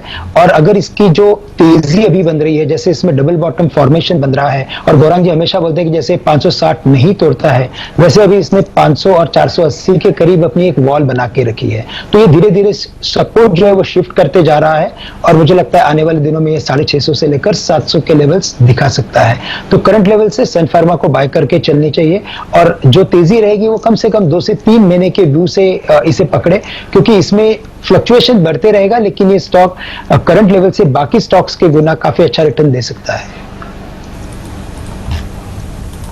ओके, याद रखिए थोड़ा सा इंडेक्स सेटल हो रहा है, और जैसे कि वो फुटसी रिबैलेंसिंग की जो बास्केट थी वो सेल होने आई, उसके बाद एक इमीडिएटली एक फॉल आया, लेकिन बाजार थोड़ा सा अगर आप देखें अपने आप को यहाँ पर स्थिर करने की कोशिश करता रहा। देखिए, कुछ वैल्यू बायस के बारे में सोचते हैं, और राजेश इस बात पे फोकस करते हैं कि नेक्स्ट वीक एक्सपायरी है, मंथली एक्सपायरी है, कुछ सस्ते ऑप्शंस लेने की कोशिश करते हैं, वो ऑप्शंस जहां पर पैसा बन सकता है विद लीस्ट रिस्क। पेनी अगर आप देखें ऑप्शंस से, इन्फोसिस को लेके आइए एक बार जरा प्लीज। 1008 पे है, ऑल टाइम हाई की ट्रैजेक्टरी में है, लेकिन जिस चैनल से ये निकला था 990 और करीब करीब 900 की, उसके टारगेट्स लग रहा है कि मैं एक रिपोर्ट भी पढ़ रहा था इस वक्त इनफैक्ट कि अभी भी ड्यू है। इसकी स्ट्राइक्स कौन कौन सी जरा प्लीज लेके आइए। इन्फोसिस की 1040, 1060 की किसी कॉल पे ध्यान दें क्या? आई मीन राजेश, स्पेशली 1060 तो ज्यादा ऊपर क्यों जाएगी, 1040 की लेके आइएगा कॉल पे, ध्यान दें क्या? 6.5-7 रुपए हार्डली। अगर नेक्स्ट वीक भी ये मूव शुरू रहता है तो कैसे अप्रोच करेंगे आप इसको?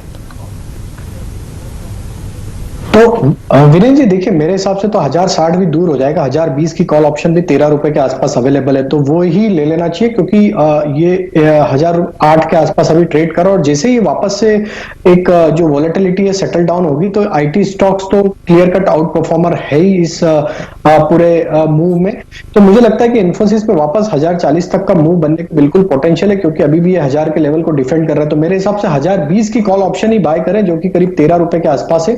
इसमें स्टॉप लॉस रखे 6 रुपए का, और अगर ये यहाँ से 1000 का लेवल डिफेंड करता है इन्फोसिस, तो इसमें जो टारगेट बनना चाहिए इस कॉल ऑप्शन के, वापस मुझे लगता है कि इस स्टॉक में 1030 1040 तक मूव आना चाहिए। तो इसमें आएंगे 25 रुपए से 26 रुपए तक के टारगेट। तो ये कॉल ऑप्शन 12-13 रुपए के आसपास ट्रेड करी, 6 रुपए के स्टॉप लॉस से बाय करें, 25 से 30 के टारगेट इसमें आते हुए दिखना चाहिए। चलिए, ये राय आपको इन्फोसिस पर आती हुई दिख रही है। यहाँ पर वीरेंद्र जी आपको रेकमेंड कर रहे हैं कि आप एक लॉन्ग ट्रेड लें, और फिलहाल कॉल्स का प्राइस कम ट्रेड करता हुआ दिख रहा है, तो ये मौका बहुत ही शानदार है। 2:45 हो चुके हैं। हमारे साथ कविता जी जुड़ी हुई है इंदौर से। कविता जी बताइए, बचे हुए 45 मिनट के लिए आप किस तरफ रुझान रख रही हैं, लॉन्ग साइड या शॉर्ट साइड? शैलिन जी, 245 का एक ट्रेड मैंने आपके साथ पहले शेयर किया, हाइकिल। अपार्ट फ्रॉम दैट, आज एक रियलिटी में भी हमने कुछ तेजी देखी है, वहां से एक पैक थोड़ा सा अच्छा लग रहा है जो आप देख सकते हैं, वो है ब्रिगेड एंटरप्राइजेस। ब्रिगेड एंटरप्राइजेस में पहले एक हेड एंड शोल्डर फॉर्मेशन बना, और अभी दोबारा करेक्शन लेने के बाद एक small head and shoulder formation दोबारा बनता हुआ दिख रहा है, और अपने ट्रेंड लाइन रेजिस्टेंस को ब्रेकआउट देते हुए दिख रहा है। तो ब्रिगेड में एक अच्छी तेजी देखी जा सकती है। फॉर द टारगेट ऑफ 185 तक के टारगेट्स हम देख सकते हैं, मेरे स्टॉप लॉस रख सकते हैं 168 का। So that is the counter on my radar. फिलहाल आपके सामने ब्रिगेड एंटरप्राइजेस का जब तक ग्राफिक प्लेट्स बन के आता है, इस स्क्रीन पर देखते हैं कि किस हिसाब से आपको पोजीशनिंग दिख रही है। लॉन्ग साइड पर आपको राय आती हुई दिख रही है ब्रिगेड एंटरप्राइजेस की। जी हाँ, 200 डीएमए से बहुत ही शानदार आपको बाउंस बैक दिख रहा है। 175 का प्राइस, और स्टॉप लॉस और टारगेट्स आपके सामने फिलहाल 185 के आते हुए दिख रहे हैं। वीरेंद्र जी हमारे साथ दिल्ली स्टूडियोज में जुड़े हुए हैं। थोड़ी देर में आशीष जी आएंगे, वो आपको बताएंगे अगले हफ्ते कौन से ऐसे नजरें हैं जिन पर उनकी नजर टिकरी हुई हैं, वो डिस्कस करेंगे। और स्टूडियोज में हमारे साथ यतीन जी जुड़ चुके हैं। तो वीरेंद्र जी बताइए, आपकी नजर कहां है फिलहाल? देखिए, मेरी जा रही है शैल जी नजर एक बार बजाज पेंट्स पे लेके आइएगा। देखिए, वैल्यू बाइंग लोअर लेवल्स पे कहां पे आई, डिप जैसे ही आया एक। आप बजाज पेंट्स को देखिए, डे हाई की ट्रैजेक्टरी में स्टॉक है। अच्छा, ये कॉम्बो लेके आइए पूरा का पूरा, एशियन पेंट्स और बजाज पेंट्स का दोनों का कॉम्बो लेके आइए। और दोनों, आई थिंक दोनों में से बजाज पेंट्स ज्यादा स्ट्रांग और स्टेबल लग रहा है। देखिए, आज का मीनिंगफुल डिप आया, और मीनिंगफुल अगर आप देखिए बाइंग भी आई है। आज का बजाज पेंट्स का लो है 20 डेमा, और इसने आप ये समझ लीजिए कि पिछले इस सीरीज के या फिर एक हफ्ते में कभी भी अपना 20 डेमा नहीं तोड़ा, और वहीं से एक पुल बैक दिया है। राजेश सतपुते जी, आप कैसे अप्रोच करेंगे बजाज पेंट्स को, क्योंकि एशियन पेंट्स बहुत बड़ा स्विंग दे चुका था, शायद उसमें इतना इंटरेस्ट बाजार का आ नहीं रहा है, तो उसका क्या एडवांटेज मिल रहा है क्या बजाज पेंट्स को? 581.90 कैसे अप्रोच करेंगे आप इसको? बिल्कुल, और वीरेन मुझे लगता है कि बर्जर पेंट में जो 20 एंड 10 डीएमआ, 10 डीएमआ एंड 20 डीएमआ, ये जो क्लस्टर है, दो मूविंग एवरेज चलते हैं, एग्जैक्टली उस पे करेक्शन होता है और उसी लेवल से ये खींचता है। आपने बिल्कुल सही पॉइंट आउट किया, और मुझे लगता है कि यहाँ पे छोटे ट्रेड जो हम एक स्ट्रेटेजी लेके चल रहे थे, जहाँ पे आपको छोटे छोटे मोमेंटम कैच करने हैं, ट्रेडिंग करनी है, तो इसके लिहाज से मुझे लगता है 588, 590 ये इंट्राडे का टारगेट होना चाहिए, प्रोबेबली बीटीएसटी का टारगेट होना चाहिए। 578 का मेरा स्टॉप लॉस होगा। ये कॉल आपको बजाज पेंट्स पर फिलहाल आती हुई दिख रही है। मेरे ख्याल से ये बिल्कुल सही मौका होगा कि हम आशीष जी के साथ जुड़ें। आज वो हमारे साथ दूसरे स्टूडियोज में स्थित हैं, क्योंकि सोशल डिस्टेंसिंग के नॉर्म्स आजकल बहुत जबरदस्त तरीके से फॉलो किए जा रहे हैं, और वो आपको उन चीजों पर नजर डलवाएंगे जहां पर आपको ध्यान रखना है अगले हफ्ते। आशीष जी, स्वागत है आपका आखिरी सौदा में। नॉर्मली तो आप हमारे साथ स्टूडियो में इधर ही खड़े होते हैं, लेकिन आज आप मेरे ख्याल से मेन स्टूडियो में हैं।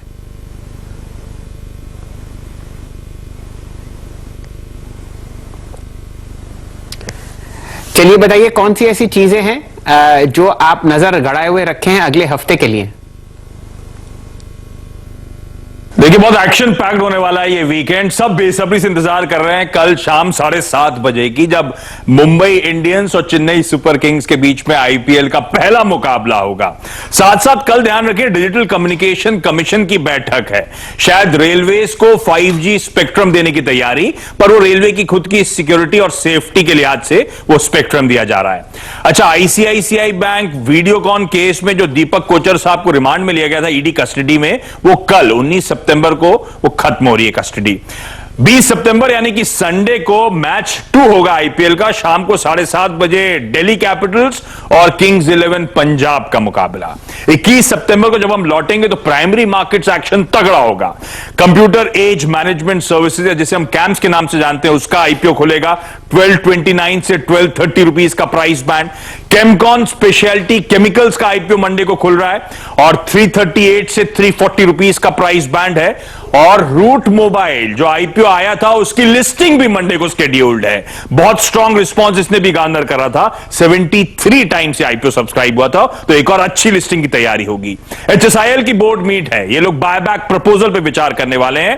और हां, अनलॉक 4.0 की गाइडलाइंस के तहत 21 तारीख से जो social, religious, academic, sports, entertainment और पॉलिटिकल फंक्शंस हैं उसमें थोड़ी और रिलीफ दी जाएगी। तो नंबर ऑफ पीपल जो अलाउड होंगे वो और रिलीफ मिलने वाली है। ओपन एयर थिएटर्स में कामकाज शुरुआत होती हुई नजर आएगी। स्कूल्स में टीचर्स लौटेंगी और 9 से 12 तक के बच्चे चाहें तो अपने डाउट्स क्लियर करने स्कूल जा सकते हैं। तो ये अनलॉक के अंदर की गाइडलाइंस जो बदल रही हैं। अच्छा, रेलवेज मंडे से 40 क्लोन ट्रेन और चला रहा है। उनका कहना है डिमांड कुछ रूट्स पे स्पेसिफिकली बढ़ रही है, तो उन स्पेसिफिक रूट्स पर ये 40 क्लोन ट्रेन चलाई जाएंगी। और एक और इंटरेस्टिंग बात, मंडे से रूल्स ऑफ ओरिजिन नॉर्म्स जो है भारत के वो इफेक्ट में आएंगे। तो दरअसल चाइना से डंपिंग हो रही है, अलग अलग रूट से, एफटीए वाली कंट्री से डंपिंग हो रही है, उससे बचाने की कोशिश हो रही है। तो वो भी एक इंपॉर्टेंट इवेंट होगा जो हम क्लोजली वॉच आउट करेंगे।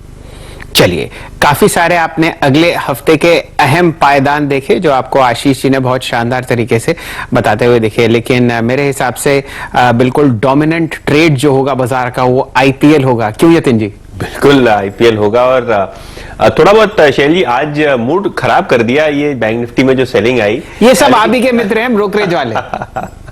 नहीं, मुझे ये बताया जा रहा है कि एफटीएससी ये जो इंडेक्स होता है इसको जो फंड्स फॉलो करते हैं इस इंडेक्स को, उसकी आज बिकवाली होने वाली थी। तो देखिए, जो एमएससीआई इंडेक्स होता है इसको अमेरिकन फंड्स ज्यादा फॉलो करते हैं और एफटीएससी के जो फॉलोअर्स होते हैं वो ज्यादा करके यूरोपियन फंड्स होते हैं। और जो बैंकिंग नेम और फ्रंटलाइन शेयरों में हमने एकदम से सेलिंग देखी जो पिछले 10-15 मिनट में बिल्कुल से हो गई, वो शायद एफटीएससी की रीबैलेंसिंग थी। बास्केट सेलिंग इसे कहते हैं, जहां एक साथ में जो है पूरा ऑर्डर डाला जाता है। लेकिन वो सेलिंग होने के बाद थोड़ा बहुत अच्छे वॉल्यूम्स पे हमको बाउंस बैक देखने मिला है। ये खैर दो स्टॉक्स जो लार्ज कैप एंड पे आज डीलिंग रूम्स चर्चा कर रहे हैं, उनमें सबसे पहले बीपीसीएल, जहां एक एसटीबीटी की राय आ रही है।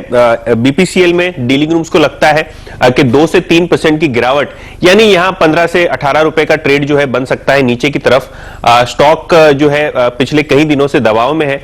और अगर आप सितंबर सीरीज की बात करें तो यहां हमको फ्रेश शॉट्स आज के सत्र में देखने को मिल रहे हैं। तो बीपीसीएल में ध्यान रखिए, यहां एसटीबीटी की राय आ रही है क्योंकि मार्केट में एकदम से गिरावट है, तो ये एक सेल कॉल जो है बीपीसीएल पे आ रहा है। इसके अलावा बैंकिंग में इंडसइंड बैंक पे ध्यान दीजिए, यहां भी हमने देखा है कि ओपन इंटरेस्ट में लगभग 7% का इजाफा हुआ है और लगभग 20 लाख शेयर जो है ओपन इंटरेस्ट में शॉर्ट साइड पे ऐड हुए हैं।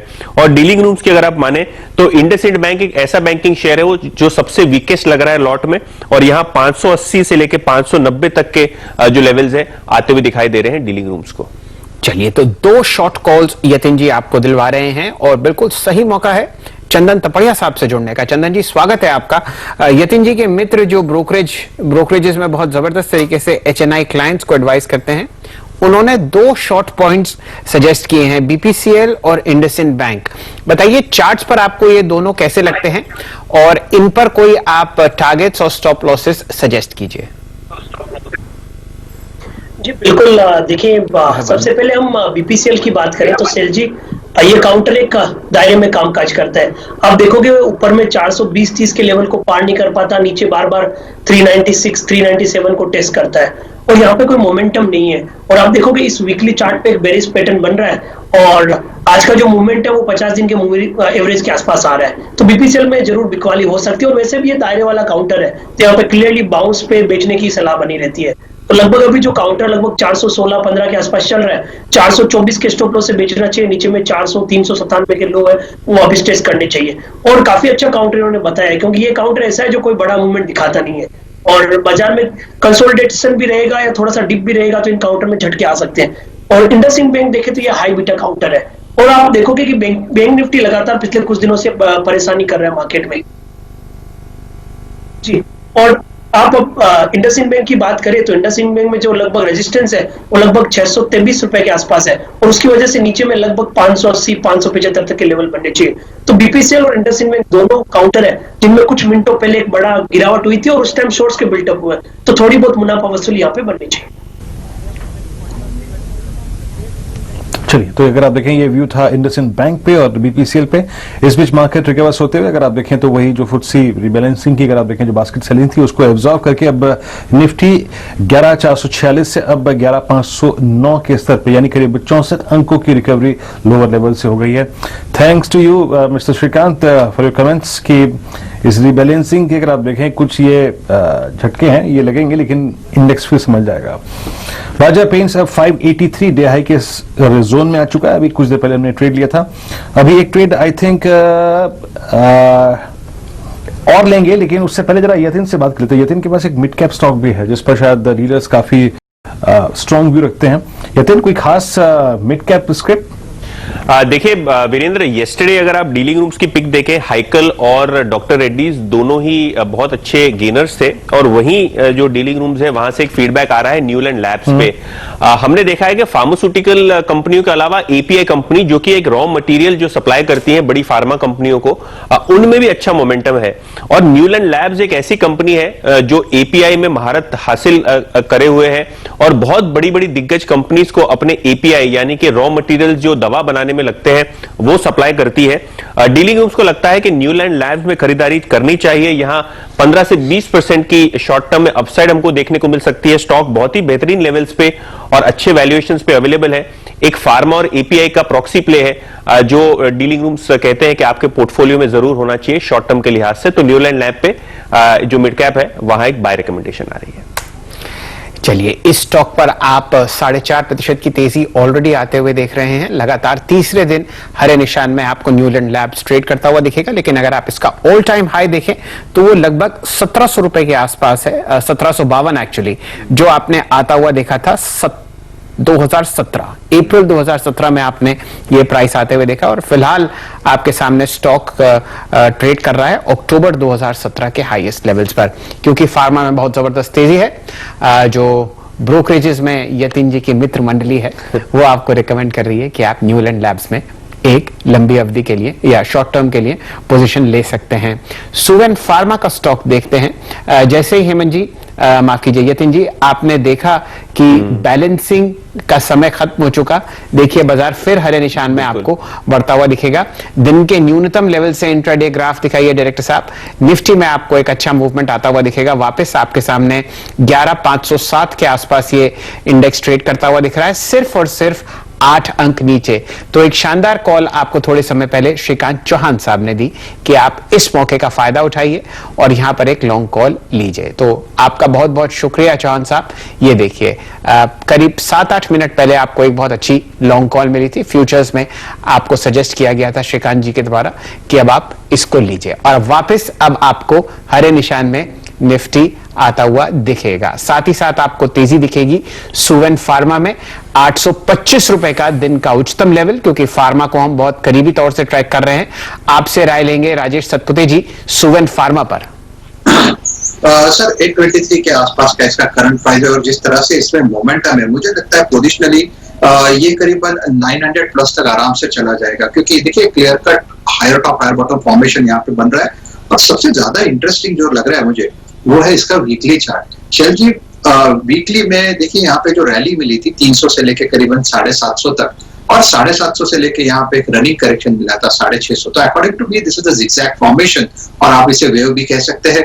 तो मेरे हिसाब से ये 700 का बेस बनेगा यहाँ पे, और इवेंचुअली ये मुझे लगता है 900 प्लस आराम से चले जाएगा, प्रोबेबली 1000 को भी टेस्ट कर सकता है। लेकिन ये पोजिशनल व्यू है, मोमेंटम तो इसके साथ है, तो प्रोबेबली इंट्राडे के हिसाब से सोचे तो 835 840 का टारगेट होगा। स्टॉप लॉस छोटा मेंटेन करे 810 का। चलिए ये राय आपको सुवेन फार्मा पर आती हुई दिख रही है। वापस न्यूलैंड लैब्स को दिखाइए। आपको ये प्राइस 1175 पर मिली थी कॉल और अब 201 रुपए के 1201 रुपए के आसपास आपको ये स्टॉक दिन के उच्चतम लेवल पर ट्रेड करता हुआ दिखेगा। इंट्राडे चार्ट डायरेक्टर साहब अगर आप डॉक्टर रेड्डीज की भी दिखा पाए तो बड़ी मेहरबानी होगी। ये जो आपने हल्की सी 150 रुपए की बिकवाली देखी थी दिन के उच्चतम लेवल 5505 से, वहां पर फिर आपको एक हल्की सी बाइंग सरफेस होती हुई दिख रही है। 12% ऊपर, 13% ऊपर ये स्टॉक था। फिलहाल 10% आप इसे फिर हरे निशान में आते हुए देख रहे हैं, तो इस पर ध्यान दीजिए। अगर ये रीबैलेंसिंग का इंपैक्ट आपको हटता हुआ दिखेगा तो वापस आप इसमें एक अच्छा अप ट्रेंड देखेंगे। लेकिन फिलहाल 3 बज चुके हैं और बिल्कुल सही समय है हमारे मित्र श्री भसीन साहब से जुड़ने का। उनके भरोसेमंद शेयर्स के बारे में चर्चा करेंगे। भसीन साहब, स्वागत है आपका। बताइए किस हिसाब से आपने इस फार्मा शेयर की तेजी देखी और क्या रुझान है कल के लिए या अगले हफ्ते के लिए? कौन से बाय कॉल्स और कौन से सेल कॉल्स आपके पिटारे में है हमारे लिए? तो शैल जी, पहले अपडेट दे दूं आपके यहाँ। मैंने IGL MGL का रेकमेंड किया था, कल ल्यूपिन किया था, वो देखिए कितना अच्छा चला। कैडिला, सिप्ला और ग्लेनमार्क मैंने 2-3 दिन पहले भी कहे थे and they have outperformed. अभी मार्केट में volatility is more external, I think due to some border tension, but I reiterate this is a buying opportunity. मुझे लगता है नेक्स्ट वीक तक we should be again calmer and that will again be an opportunity. Pharma definitely stands out. You seen doctor Reddy, Sun pharma मेरा top pick होएगा यहाँ पे। अब आप कहें तो सर मैं कॉल दूं, 2 बाय हैं, 1 सेल है जो मार्केट की वॉलेटिलिटी के साथ चलने के लिए। बिल्कुल भसीन साहब, आपको हमारी इजाजत की क्या जरूरत? आप तो हमारे सीनियर हैं, हम लोगों से कहीं ज्यादा आपने बाजार देखा है। बताइए क्या है आपके पास लॉन्ग या शॉर्ट साइड पर? तो देखिए दोनों बायज हैं और बायज कन्विक्शन बायज हैं, यहाँ पे आउट परफॉर्म कर रहे हैं। मैंने 140, 145, 150 पे DLF कहा था, आज मैं फिर कह रहा हूँ 161, 161 का भाव है। 157 का स्टॉप लॉस रखिए। इसका प्रीवियस हाई 182 है, मुझे लग रहा है 182 जाएगा एंड बियॉन्ड, तो 182 would be the target for DLF। दूसरा बाय अगेन कन्विक्शन है यहाँ पे, because the season is changing और जैसे जैसे विंटर का थोड़ा एंटरमेंट होगा, McDowell will see huge sales over there. 543, 543.50 है, 538 का स्टॉप लॉस रखिए, 575 का टारगेट। और सेल में होएगा सर पावर फाइनेंस 93, 93.50 में बेचिए, 95.50 का स्टॉप लॉस, 87 का टारगेट। भसीन साहब, बस आपसे एक राय और लेनी थी। आपने 2 कॉल्स, एक लॉन्ग या शॉर्ट, बहुत अच्छी तरीके से शेयर की हैं। DLF पर आपका रुझान लॉन्ग साइड पर है और पावर ग्रिड पर आप राय दे रहे हैं कि यहां पर बेच के चलें। फिलहाल बैंक्स में हम लोग एक कमजोरी आते हुए देख रहे हैं और आपने पोजिशनली एक लॉन्ग कॉल सुबह दी थी, खासकर SBI, Kotak bank, HDFC bank में। कौन कौन से ऐसे जोन्स हैं, खासकर कोटक बैंक में, जहां पर आप हमारे दर्शकों को एडवाइस करेंगे कि पोर्टफोलियो के लिए इस स्टॉक को SIP में जोड़ा जाए? हाँ बिल्कुल, तो कोटक नहीं, मैंने 4 दिए थे, IndusInd, IDFC first, SBI and axis bank. और मैं अभी भी चारों का रीइटरेट कर रहा हूँ। This is more to do with fear and some technical background, but banks will lead the charge next week onward. We will get clarification on the interest side from the Supreme Court and मुझे लगता है जो rebalancing है that will be done with. तो I reiterate, I think State Bank and IDFC first, IndusInd and Axis, they give you the best opportunity here, which I think in the next 3, 4, 6 months will give you huge returns.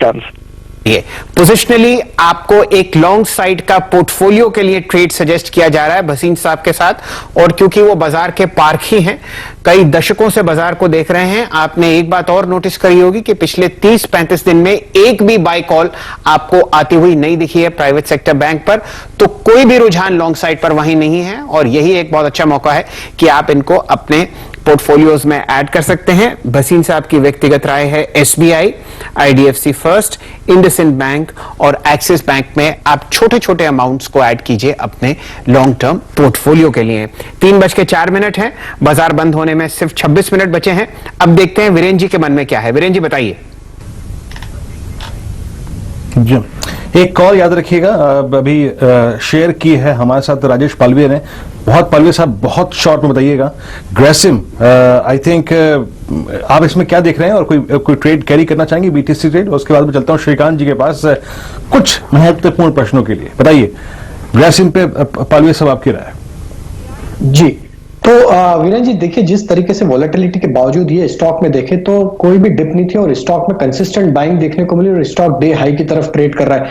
तो ये stock को बिल्कुल BTST की trade की जैसे लेके जाना चाहिए। इसमें 760 तक के टारगेट मुझे लगता है कि मंडे को देखने को मिलना चाहिए। 740 के 41 42 के आसपास अभी ट्रेड कर रहा है। इसमें आप स्टॉप लॉस रख रहे हैं 730 का टारगेट होंगे 760। इवन मुझे लगता है कि इसको थोड़ा पोजिशनल होल्ड रखेंगे तो 780 तक के टारगेट भी आते हुए दिखेंगे। काफी प्रॉमिसिंग स्ट्रक्चर है ग्रेसिम का और एक बड़ी तेजी के लिए तैयार है। ओके चलिए, देखिए बाजार में ट्रेड टर्बुलेंस है और ऐसे में ट्रेड लाइट जो होता है ना वो सबसे महत्वपूर्ण और अच्छी रणनीति होती है। अपने आप को लाइट लेके जाइए वीकेंड पर। अच्छा, इस समय का सदुपयोग कर लेते हैं। और सुबह से आज आपको याद होगा जब मुनाफे की तैयारी की हमने शुरुआत की थी, आज हम वाइफ एप्रिसिएशन डे मना रहे हैं। अपने जीवन साथी, अपने लाइफ पार्टनर के बारे में दो शब्द कहने का मौका सीएनबीसी आवाज को दे रहा है, सीएनबीसी आवाज आपको दे रहा है। हमारे पैनल में इस वक्त श्रीकांत चौहान हैं, गौरांग हैं। श्रीकांत, आज सुबह राजेश जी ने, राजेश पालवीय जी ने, सबने, चंदन ने कुछ दो शब्द अपने लाइफ पार्टनर के लिए कहे और हमारे साथ शेयर करें। आप क्या कहेंगे अपने लाइफ पार्टनर के लिए आज? बिल्कुल, देखिए वैसे जितने भी मैंने दो शब्द सुने हैं वो काफी बेहतरीन थे और इनफैक्ट देखा जाए तो काफी हमारे जो पर्सनल एक्सपीरियंस के साथ जुड़े हुए हैं। लेकिन मैं एक बात कहना चाहूंगा कि इस मार्केट के साथ जो मैं जुड़ा हूँ वो शादी के पहले से जुड़ा हूँ और शादी के बाद अगर आप देखें तो मैंने कोटक में तकरीबन कुछ 18-19 साल निकाले हैं और मैं भी यहाँ पे ईवीपी लेवल पे पहुंचा हूँ। और ये तभी मुमकिन है जब मेरी पत्नी, जो मेरी बीवी सीमा है, उसका मुझे पूरा सहयोग मिला है। इनफैक्ट लॉकडाउन के पहले तक वीरेंद्र मैं ये बोलता था कि मार्केट मेरी पहली बीवी है, लेकिन लॉकडाउन के पीरियड में, ड्यूरिंग दिस पीरियड या वर्क फ्रॉम होम के पीरियड में मैंने एक बात रियलाइज की है कि घर को चलाना और छोटी छोटी चीजों पे ध्यान देना, बच्चों की जो उनकी जो उम्मीदें होती है उनको पूरा करना, वो सब बहुत ही मुश्किल है। और इनफैक्ट ये मार्केट के स्ट्रेस से काफी कई गुना ज्यादा स्ट्रेसफुल जॉब है। और इसी वजह से मैं बोलूंगा कि फर्स्ट प्लेस अगर कोई डिजर्व करता है तो मेरी वाइफ करती है, सीमा। और इसी वजह से इनफैक्ट अगर देखा जाए तो आपने जो आज का ये दिन रखा है, मैं काफी सारे अपने दर्शकों को ये बताना चाहूंगा कि आपके जो लाइफ पार्टनर है और उसके साथ अगर आप आपका अगर एक बोलते हैं ना कि एक अच्छी अगर टीम बना के रखते हो तो फिर ये जो मार्केट है वो काफी इजी हो जाता है। हम जो पीसफुली काम कर सकते हैं उसके पीछे की वजह यही होती है कि हमारी बीवी, हमारी फैमिली हमारे साथ हमें पूरा सहयोग करे। जी, आपने इतनी जबरदस्त तारीफ करी है। मैं आपको सही बता रहा हूं, आज आपको डिनर बहुत शानदार मिलेगा और वीकेंड का ब्रेकफास्ट, लंच और डिनर भी आप बहुत बेहतरीन तरीके से एंजॉय करेंगे। जी जी शैल जी, ये टोपी आप हम सबको बहुत सुबह से पहना रहे हैं, ठीक है? अब बताइए आप अपने लाइफ पार्टनर के बारे में बताइए। जी, हमारा तो सबका कीर्तन हो गया सुबह जी, तो अब आप अपने बारे में। मैं सोच रहा था वीरेंद्र जी आप मुझे भूल जाएंगे, लेकिन किसी ने भी मुझे एडिटोरियल रूम में बिल्कुल पकड़ के रखा। आपको चलिए दो फोटोग्राफ्स दिखाता हूं। मेरी बेटर हाफ ओइंद्रेला हैं और फिलहाल आपके सामने स्क्रीन में सिर्फ दो फोटोग्राफ्स आएंगी जो हमारी हैं पिछले 10-12 साल में। बड़ी मुश्किल से ये दो मिली और आप देखिए एक हमारे फैमिली में फंक्शन था, वहां पर आपको दिखेंगी फोटोग्राफ्स। ये वाली फोटोग्राफ जो दाढ़ी वाली है ये कम से कम 7 या 8 साल पुरानी है और एक और फोटोग्राफ है, ये डीमोनेटाइजेशन के दिन खींची गई थी, मुझे अब तक याद है।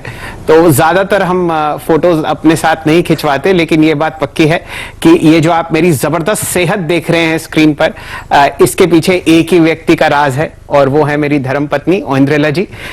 उनकी वजह से जैसा कि सब लोगों ने कहा कि बहुत शानदार तरीके से जिंदगी चल रही है और मैं कोई अलग नहीं हूं और यही कारण है कि बहुत शांति से यहाँ पर आके हम लोग नौकरियां कर लेते हैं। सबने तारीफ करी अपनी अपनी धर्मपत्नी की और मैं भी करता हूं कि जो दुनिया चल रही है बहुत बढ़िया तरीके से जिंदगी, उसके पीछे एक ही कारण है और वो है ओइंद्रेला।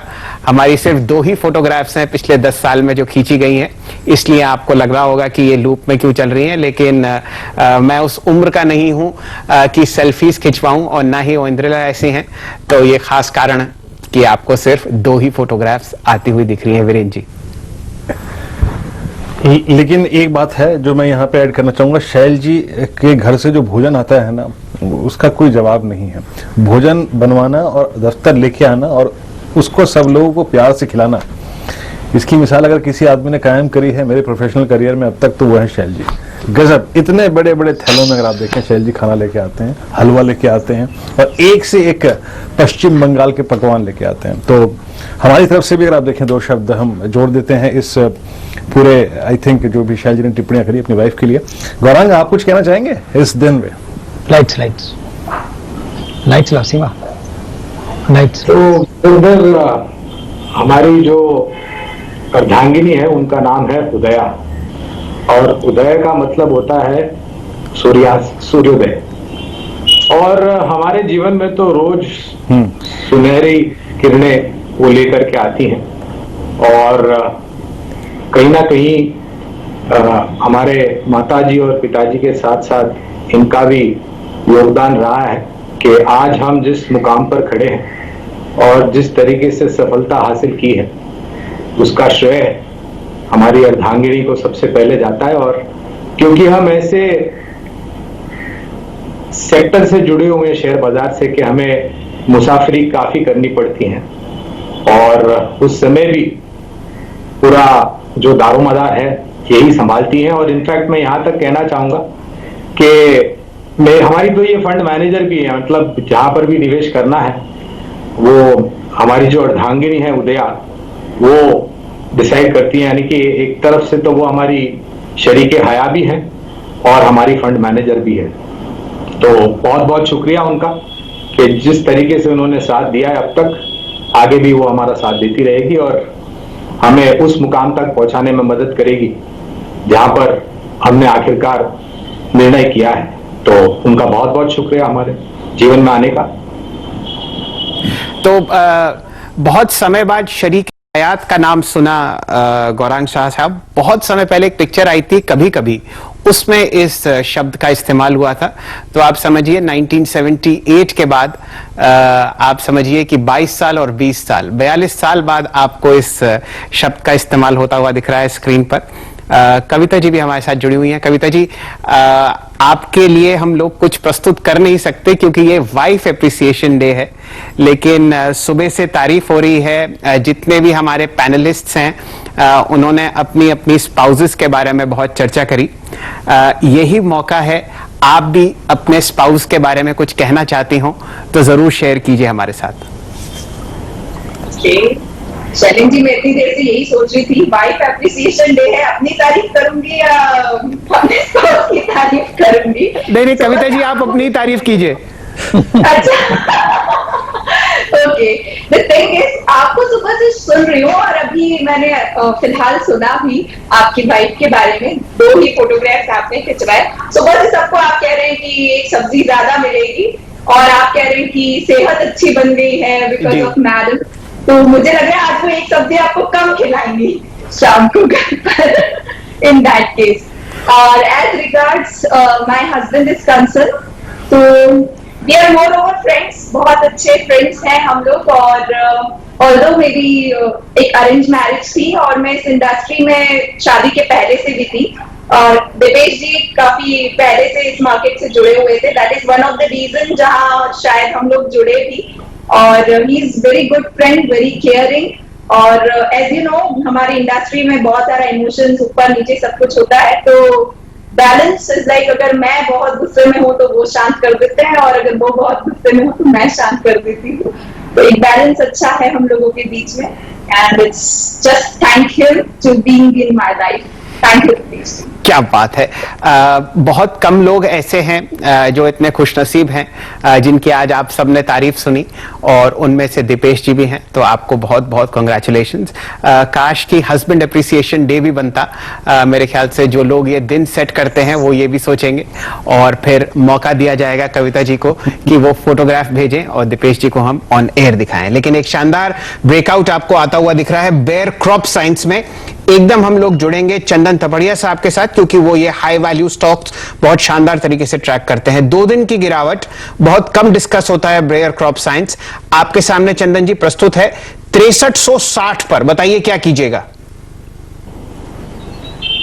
जी सर जी, देखिए काफी अच्छा डिस्कशन चल रहा था और इस डिस्कशन के बाद बेयरकॉप की बात करें तो एक शानदार ब्रेकआउट हुआ है और आप देखोगे लगभग ये ब्रेकआउट 11 वीक के बाद हुआ है और इस ब्रेकआउट में काउंटर वापस एक new life time high territory को अचीव कर रहा है। आप देखोगे 3 महीने से इसी लेवल को बार बार ये काउंटर टेस्ट कर रहा है और आज हिसाब से वॉल्यूम के साथ काउंटर चल रहा है, लग रहा है कि यहाँ से 10-12% की रैली बननी चाहिए। तो मेरे हिसाब से जो मौजूदा लेवल है उससे यहाँ पे 500 से 600 पॉइंट की रैली बननी चाहिए। तो अभी जो करंट प्राइस है वो 6350 के ऊपर चल रहा है और सलाह यही रहेगी कि इसको 6100 के स्टॉप लॉस से खरीदे। ऊपर में लगभग 6800 से लेकर 7000 तक के मूवमेंट इमीडिएट बेसिस पे और फिर 8000 तक के movement positional point of view से बन रहे हैं। तो चार्ट स्ट्रक्चर लॉन्ग टर्म में काफी अच्छा है, वीकली काफी अच्छा है और डेली में कंसोलिडेशन आया तो हर तरफ से यहाँ पे बाइंग का एक मोमेंटम और माहौल देखने को मिलेगा। ये बेयर क्रॉप साइंस एक ट्रेडिंग कॉल नहीं है, ये आपका पोर्टफोलियो पिक हो सकता है। बहुत ही सोच समझकर यहां पर आप कदम उठाएं क्योंकि ये ऑलरेडी फिलहाल 7% गर्म है। लेकिन एक स्टॉक जो सुबह 2020 से चर्चा में था वो था गुजरात गैस। आशीष जी की टीम में ये सम्मिलित था और अब दिन के उच्चतम लेवल पर आपको ये ट्रेड करता हुआ दिखेगा। दिन का लो 303, फिलहाल 315.40 मेरे सामने स्क्रीन पर। क्या कीजिएगा सतपुते साहब, आप बताइए गुजरात गैस में आप सुबह से हमारे साथ जुड़े हुए हैं, पोजिशनली इस पर राय दीजिए। 317.70 शैल जी, इसका पैटर्न बढ़िया है और ओवरऑल अगर आप देखो बाजार में करेक्शन भी होता है तो इसमें एक अच्छी खासी करेक्शन हो चुकी है। आईजीएल, एमजीएन, गुजरात गैस, तो मेरे हिसाब से ये होल्ड रखना पड़ेगा।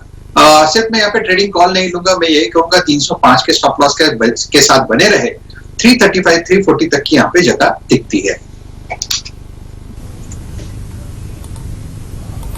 ओके, चलिए इस बीच कुछ देर पहले जो कॉल शेयर की थी हमारे साथ राजेश पालवे जी ने, वो अच्छा करता हुआ 746। अब अगर आप देखें ग्रेसिम डे हाई की ट्रेजेक्टरी में है, करीब करीब 739, 741 की रेंज में नहीं मैंने डिस्कस किया था, तो अच्छा करता हुआ।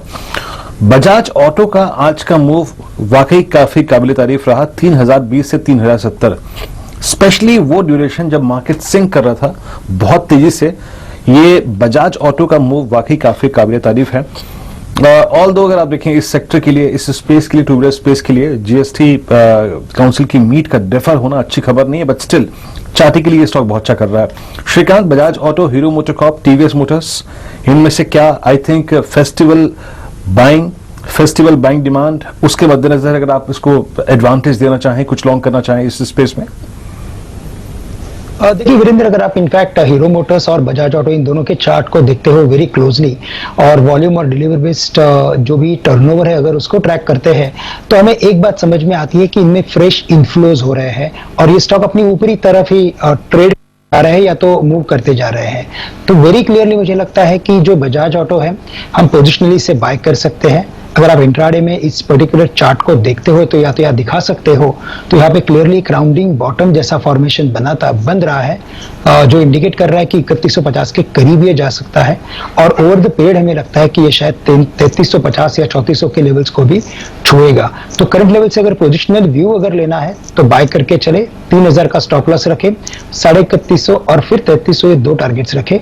लेकिन अगर पहली अगर पसंदीदा या तो अगर कोई चॉइस अगर हो तो मुझे लगता है उसमें हीरो मोटर्स को लेके चले क्योंकि इसके जो पैटर्न्स बने हैं वो काफी बेहतर है और मुझे लगता है कि ये स्टॉक 3500 के लेवल्स को भी छू सकता है। तो हीरो मोटर्स एक लंबी अवधि के नजरिए से बाय करें और शॉर्ट टर्म की अवधि से बजाज ऑटो को बाय करके चले। चलिए फिलहाल 3:18 आपके सामने स्क्रीन पर हैं, 12 मिनट बचे हैं बाजार बंद होने में। 2 या 3 स्टॉक्स BTST या STBT फॉर्मेट में आपसे चेक करवाते हैं। सबसे पहले सतपुते साहब आप जुड़िए हमारे साथ, बताइए आपको चार्ट्स पर NIACL, national new India insurance और चंबल फर्टिलाइजर स्क्रीन पर कैसे लगते हैं? यहां पर आपको बहुत चहक दिखती है लॉन्ग साइड पर, ये स्टॉक्स इन पर अपनी राय व्यक्त कीजिए। चंबल फर्टिलाइजर अगर आप देखिए 156.95 प्राइस है और क्या स्ट्रेंथ है इसमें, मुझे लगता है कि ये करीबन 165, 170 तक तो जाना चाहिए। 155 के ऊपर इसका क्लियर कट बाय बनता है, 154 का स्टॉप लॉस होगा सर। चलिए ये राय आपको मिल रही है चंबल पर। दोबारा गुजरात गैस पर राय लेते हैं आपसे चंदन तपड़िया साहब। यहां पर अब आपको रैली और मजबूत होती हुई दिख रही है, 321 का प्राइस मेरे सामने। बताइए क्या ये इस लेवल पर भी BTST है मंडे के लिए? और आप देखोगे शेलजी की गैस कंपनीज में वापस मोमेंटम का तड़का लगा है। IGL, MGL में भी मूवमेंट आया और गुजरात गैस में ऑलरेडी रैली बन चुकी है और अच्छी बात देख रहे हो कि पिछले कुछ मिनटों में बाजार में थोड़ा कंसोलिडेट और डिप हुआ था, बट गुजरात गैस में एक सस्टेन बाइंग इंटरेस्ट 306 के लेवल से लगातार पिछले 15-20 मिनट से हुई है। और आज का जो वॉल्यूम है इस काउंटर का वो लगभग 20-21 लाख शेयर को पार कर रहा है। और टेक्निकली भी आप देखोगे तो 50 दिन के मूविंग एवरेज के बाद इमीडिएट इसका जो हर्डल था 310 उसको डिसाइसिवली पार किया है। वीकली सेल के भी देखो तो 10% की रैली इस वीक देखी और उससे पहले 3 वीक लगातार lower top lower bottom formation बन रहा था। तो स्ट्रक्चर काफी अच्छा है, new life time high territory के लिए काउंटर जा रहा है, तो इसके लिए निश्चित से इसको खरीदारी की सलाह रहेगी। तो 308-9 के आसपास का सपोर्ट रहेगा और ये काउंटर जो इसका लाइफ टाइम आई है लगभग 334 उन लेवल को पहला टारगेट और उसके बाद में 350 का दूसरा टारगेट रहेगा। तो गुजरात गैस को अब टेक्निकल लेवल पे 334 और 350 के टारगेट के लिए खरीदे और इवन बीटीएसटी भी करके लेके जाए तो आपको इसमें 2-3% की रैली बन जाएगी। ओके चलिए इस बीच और कुछ ट्रेड्स होते हैं। गुजरात गैस अगर आप देखें चंदन ने यहाँ रिकमेंड किया 324 के स्तर पर ट्रेड करता हुआ डे हाई की ट्रैजेक्टरी में, it's BTST trade. Kavita turbulence market में है बट स्टिल कुछ स्ट्रक्चर्स जहां पे स्ट्रेंथ है वहां स्ट्रेंथ कायम है। अभी हमने ग्रासिम का जिक्र किया, गुजरात गैस का जिक्र किया, बजर का जिक्र किया, बजाज ऑटो का जिक्र किया। आपको क्या अच्छा लगता है कैरी करने के लिए लॉन्ग साइड पे या फिर on the contrary short side पे? ओके सो वीरेंद्र जी एक काउंटर नजर में आ रहा है दैट इज डाबर अभी फिलहाल अपने एक रेजिस्टेंस 1 को क्रॉस करते हुए दिख रहा है और यहाँ से बेट अगर देखें तो स्टॉक को बाय किया जा सकता है for the target of 540 and stop loss maintain किया जा सकता है 502 का। एक बहुत ही अच्छा मॉर्निंग स्टार पैटर्न बना है ऑन 15 मिनट चार्ट टू और डेली पर भी इसमें स्ट्रेंथ है। 509 के ऊपर जैसे ही निकलेगा इवन शॉर्ट रन में कुछ दिनों में 520 तक के भी टारगेट्स दिख सकते हैं, तो डाबर काउंटर को ऐड किया जा सकता है। जी चलिए डाबर पर बीटीएसटी की मोहर आपको कविता जी लगाती हुई दिख रही है। वापस गुजरात गैस को स्क्रीन पर लाइए। यहां पर हमने तेजी जो पकड़ी है वो 319 रुपए से पकड़ी थी, फिलहाल 327.35 आपके सामने स्क्रीन पर आपको चहकता हुआ दिखेगा। इस स्टॉक पे आप नजर रख सकते हैं। 2-3 टेक्निकल एनालिस्ट ने इस पर एक आपको अच्छा रुझान दिया है, उनमें से चंदन तपड़िया साहब, राजेश पालविया साहब और सतपुते साहब शामिल हैं। अब जुड़ते हैं राजेश पालविया जी से। पालविया साहब बताइए किस हिसाब से आप बीटीएसटी या एसटीबीटी देखते हैं और मंडे के लिए क्या राय देंगे?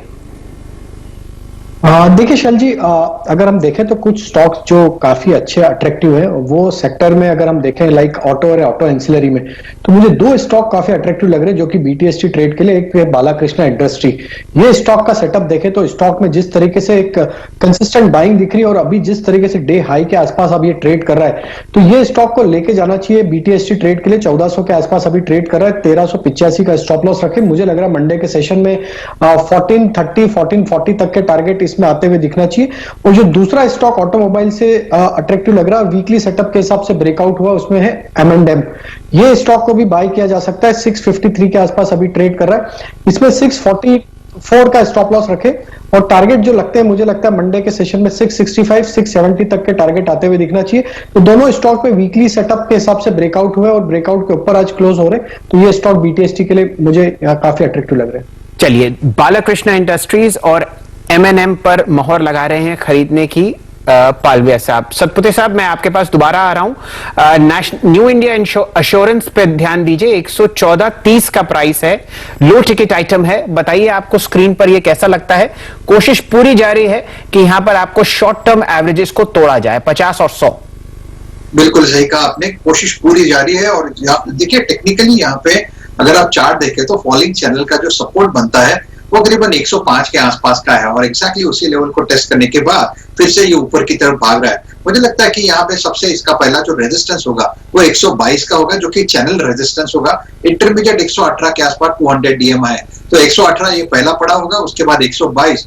लेकिन जो मोमेंटम है वो 122 125 की जो ट्रेजेक्टरी है, क्योंकि वहां पे छोटे छोटे रेजिस्टेंसेस है, अगर वो लेवल निकले तो फिर मुझे लगता है 150 का टारगेट अनफोल्ड होगा। सो टेक्निकली मैं यही कहूंगा eight this level it is well placed, price and volume breakout है।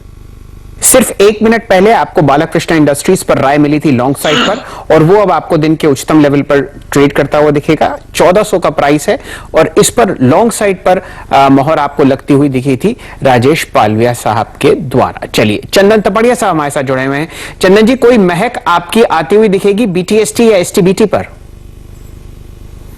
जी हाँ, देखिए मैं पूरा एग्री थीम पे जाऊंगा फार्मा, आईटी, ऑटो के बाद भी मेरा एग्री पे फोकस है। और एग्री पे बात करें तो यूपीएल सबसे बेस्ट काउंटर है। एग्री काउंटर में देखें तो यूपीएल, कोरोमंडल, रेलिस और केमिकल की बात करें तो एसआरएफ, ये चारों शानदार काउंटर है। तो यूपीएल पे यहाँ पे बीटीएसटी की या फिर 2-4 दिन के लिए ट्रेड की सलाह रहेगी। काउंटर में शानदार रनअप है, स्ट्रॉन्ग मोमेंटम है, ट्रेंड इंटेक्ट है। लगभग 538-539 के आसपास का प्राइस अभी केस मार्केट में चल रहा है। 527 का स्टॉप लॉस रहेगा और ऊपर में लगभग 562-565 तक के टारगेट्स में हासिल होंगे। मैं चलते चलते एक दो स्टॉक्स पे और राय चाहूंगा। यूपीएल की बात यहां पे होगी। एक बार जरा अल्ट्राटेक सीमेंट को लेके आइएगा। अल्ट्राटेक सीमेंट बावजूद इसके की मार्केट में टर्बुलेंस थी, ये अपना H two H day high पे खड़ा है और कल की हायर शेडो, यानी कल अगर आप देखें जिस लेवल पे नहीं टिक पाया था, आज उस प्राइस पे टिक रहा है। It's a clear cut positive divergence I think. Shrikant, एक बार जरा प्लीज अल्ट्राटेक पे अपना कमेंट रखिएगा। इसने बहुत टाइम स्पेंड किया है अपने आप को इस 200 डेमा, 100 डेमा, 20 डेमा और 50 डेमा के क्लस्टर के ऊपर प्लेस करने के लिए। आपकी अप्रोच क्या रहेगी इस स्टॉक पे अल्ट्राटेक? बिल्कुल, इनफैक्ट वीरेंद्र, अगर आप देखें तो पूरे सीमेंट स्पेस में काफी अच्छी तेजी बनी है और एसीसी में एक लगातार तेजी बनी है जो क्लियरली इंडिकेट करता है कि ये सेक्टर काफी अच्छा परफॉर्म करेगा। और आपने काफी अच्छा एक शानदार ये स्टॉक पकड़ा है क्योंकि इसमें भी इसका जो एक करेक्टिव पैटर्न है वो उसने वो कंप्लीट कर लिया है और अभी इस करेक्टिव पैटर्न के कंप्लीशन के बाद की रैली हो रही है। तो ये मुझे लगता है कि स्टॉक कम से कम 4100 के लेवल्स को दिखा सकता है और पिछले 2 दिन के जो लोज थे वो तकरीबन थे 395040 के करीब के थे, थोड़े बड़े लेवल से, लेकिन इन 50 रुपए के स्टॉप लॉस के साथ इसे बाय करें। कम से कम टारगेट 4100 का है, शायद मैक्सिमम टारगेट 4200 के भी हो सकते हैं। ओके, 4200 तक के टारगेट्स भी हो सकते हैं। चार्ट की अगर आप देखें बहुत अच्छी स्थिति में है इस वक्त। तो डॉक्टर रेड्डीज आज का क्लियर कट विनर, 10% ऊपर ल्यूपिन, और साथ ही साथ अगर आप देखें एक स्टॉक रहा सिप्ला, दिवीज लैब, कैडिला, क्रमबद्ध तरीके से अगर आप देखें पूरा फार्मा खड़ा हुआ है। भारतीय एयरटेल में आज एक सीरियस पुल बैक रहा। बाकी Adani ports, Apollo hospital, Glenmark, Grasim, M&M, DLF और विंडो, बायोकॉन, सन टीवी, पूरा का पूरा फार्मा। अच्छा, एक स्टॉक और मेरे जहन में आ रहा है, वो ले लेते हैं, फिर शैल जी के पास चलते हैं क्लोजिंग के लिए। साइंट को एक बार आप देखिए, करीब 428 पर एक चंदन छोटा सा टेक दीजिएगा साइंट पे अपना। अच्छे वॉल्यूम्स हैं, हालांकि एवरेज वॉल्यूम है, नॉट ए सिग्निफिकेंट वन, लेकिन हाँ ये इस रेंज के हाइस पे क्रॉस ट्रेड कर रहा है। मंडे को क्या कैरी करना चाहिए इसको, क्या साइंट? बहुत संक्षेप में। जी मेरे बिल्कुल सही, मेरे हिसाब से डेली वीकली में ब्रेकआउट हो गया और ये काउंटर लगभग जिस हिसाब से पैटर्न बना है 445 का लेवल बनना चाहिए। तो 415 के स्टॉप लॉस से 445 के टारगेट। ये राय आपको सीएंट पर आती हुई दिख रही है। बहुत ही कम समय है, श्रीकांत चौहान साहब के पास पहुंचते हैं। श्रीकांत जी, आपकी मोहर बीटीएसटी या एसटीबीटी? बिल्कुल, देखिए बीटीएसटी करना चाहिए और टेक महिंद्रा को हम लॉन्ग करके चलेंगे। 805-806 के करीब ट्रेड कर रहा है। 795 के स्टॉप लॉस के साथ बाय करें और 830 रुपए के टारगेट के लिए इसे बीटीएसटी करें। आपने जाते जाते टेक महिंद्रा पर मोहर लगाते हुए देख रहे हैं। एक स्टॉक जो आपको बहुत शानदार तरीके से ट्रेड कर रहा है लॉन्ग साइड पे, वो है बामा लॉरी। दिन का उच्चतम लेवल 114, बहुत ही कम प्राइस का टिकट है। बताइए क्या राय आपकी चंदन जी? जी देखिए, बालमन लोरी देखिए रिस्क रिवॉर्ड रेशियो वापस एक अट्रैक्टिव हो रहा है।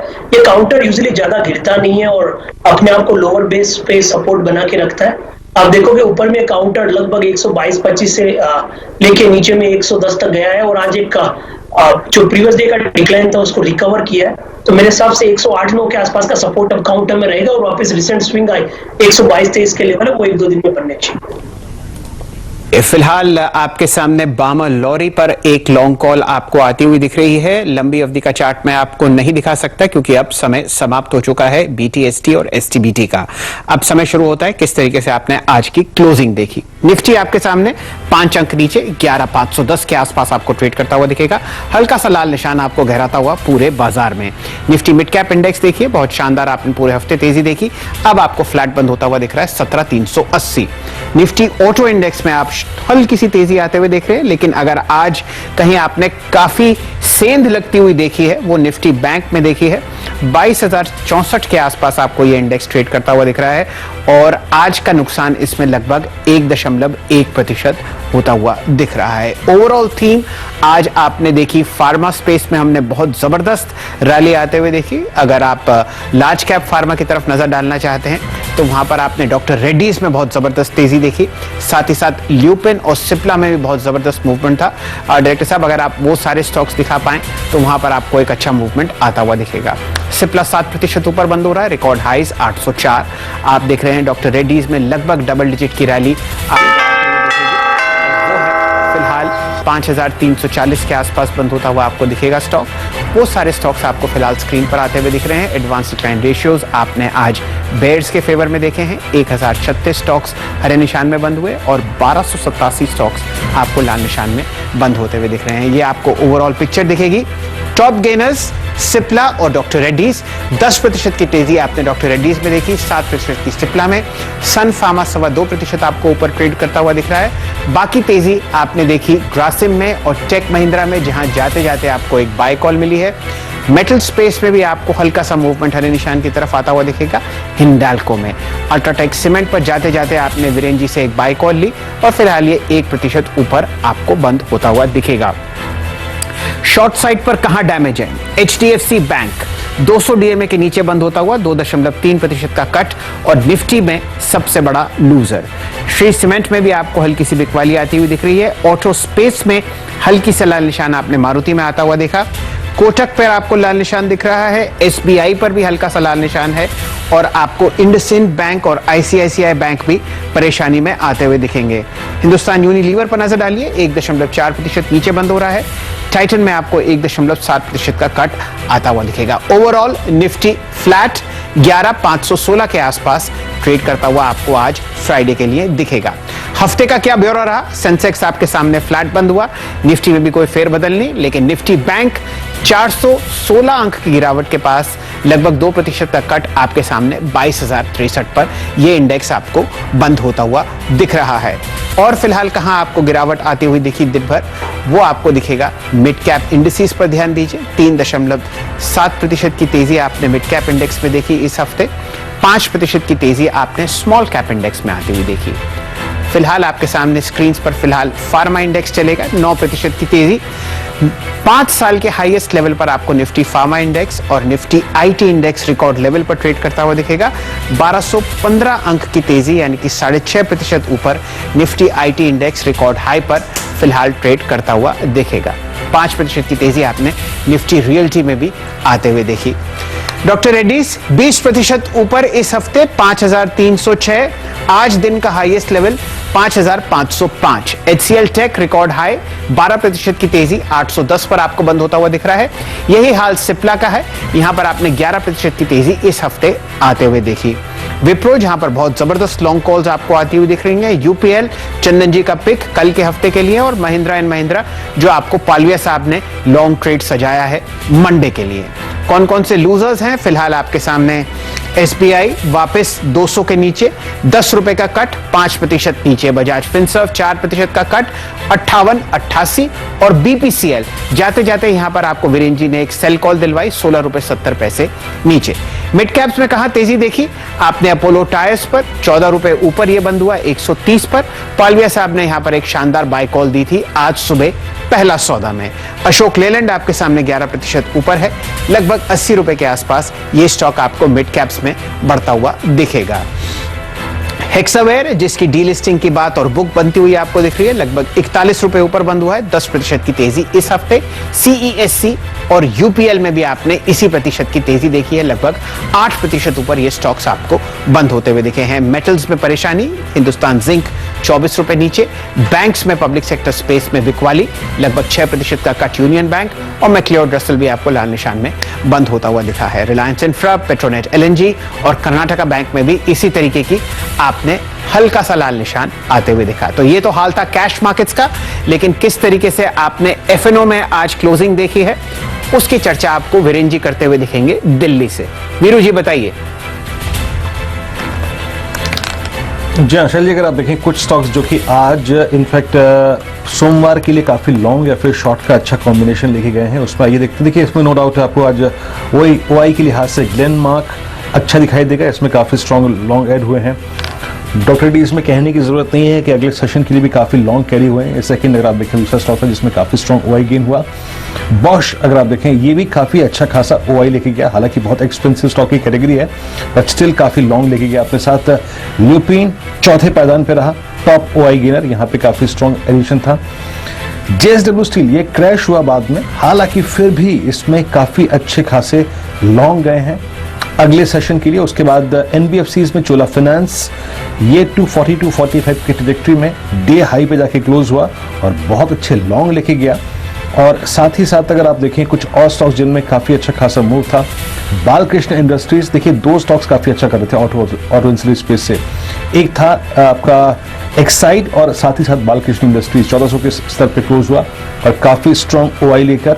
और एफएमसीजी स्पेस में अगर आप देखें जो काउंटर बहुत स्ट्रॉन्ग ओआई अपने साथ अगले सेशन के लिए कैरी कर रहा है वो है डाबर। 510 पे डे हाई पे क्लोज हुआ but strong OI addition. Team का एक बार शैल जी जायजा ले लेते हैं। आज आशीष वर्मा और साथ ही साथ नीरज वाजपेयी जी ने आज का गेम खेला था। हेमंत छुट्टी पे थे आज, तो आइए देखते हैं टीम का प्रदर्शन कैसा रहा और उसके बाद याद रखिएगा खिलाड़ी नंबर 1 के वीकली विनर पे भी हम फोकस करेंगे, बात करेंगे उनसे आज के विनर कौन रहे।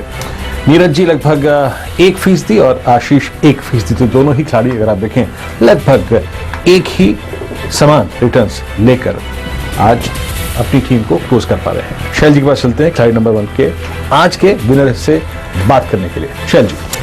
तो वीरेंद्र जी हमारे आज के खिलाड़ी नंबर 1 के इस हफ्ते के विनर हैं श्री नीलेश जी। वो आप आनंद राठी शेयर्स एंड डेरिवेटिव्स के साथ काम करते हैं, वहां पर टेक्निकल एनालिस्ट हैं। जैन साहब ने इस हफ्ते 32% का शानदार रिटर्न कमाया है। मिश्रा साहब ने लगभग 7% और समित चौहान साहब लगभग 21% रिटर्न इस हफ्ते आपको कमाते हुए दिखे हैं। नीलेश जी हमारे साथ जुड़े हुए हैं। नीलेश जी शानदार आपने कैश काउंटर्स पकड़े, हाइकल, लिंकन फार्मा, जीएनएफसी और यूनिकेम लैब्स। बताइए किस हिसाब से आप बाजार को देख रहे हैं अगले हफ्ते और एक दो पिक्स आप शेयर कीजिए हमारे दर्शकों के साथ। धन्यवाद शैलेंद्र जी।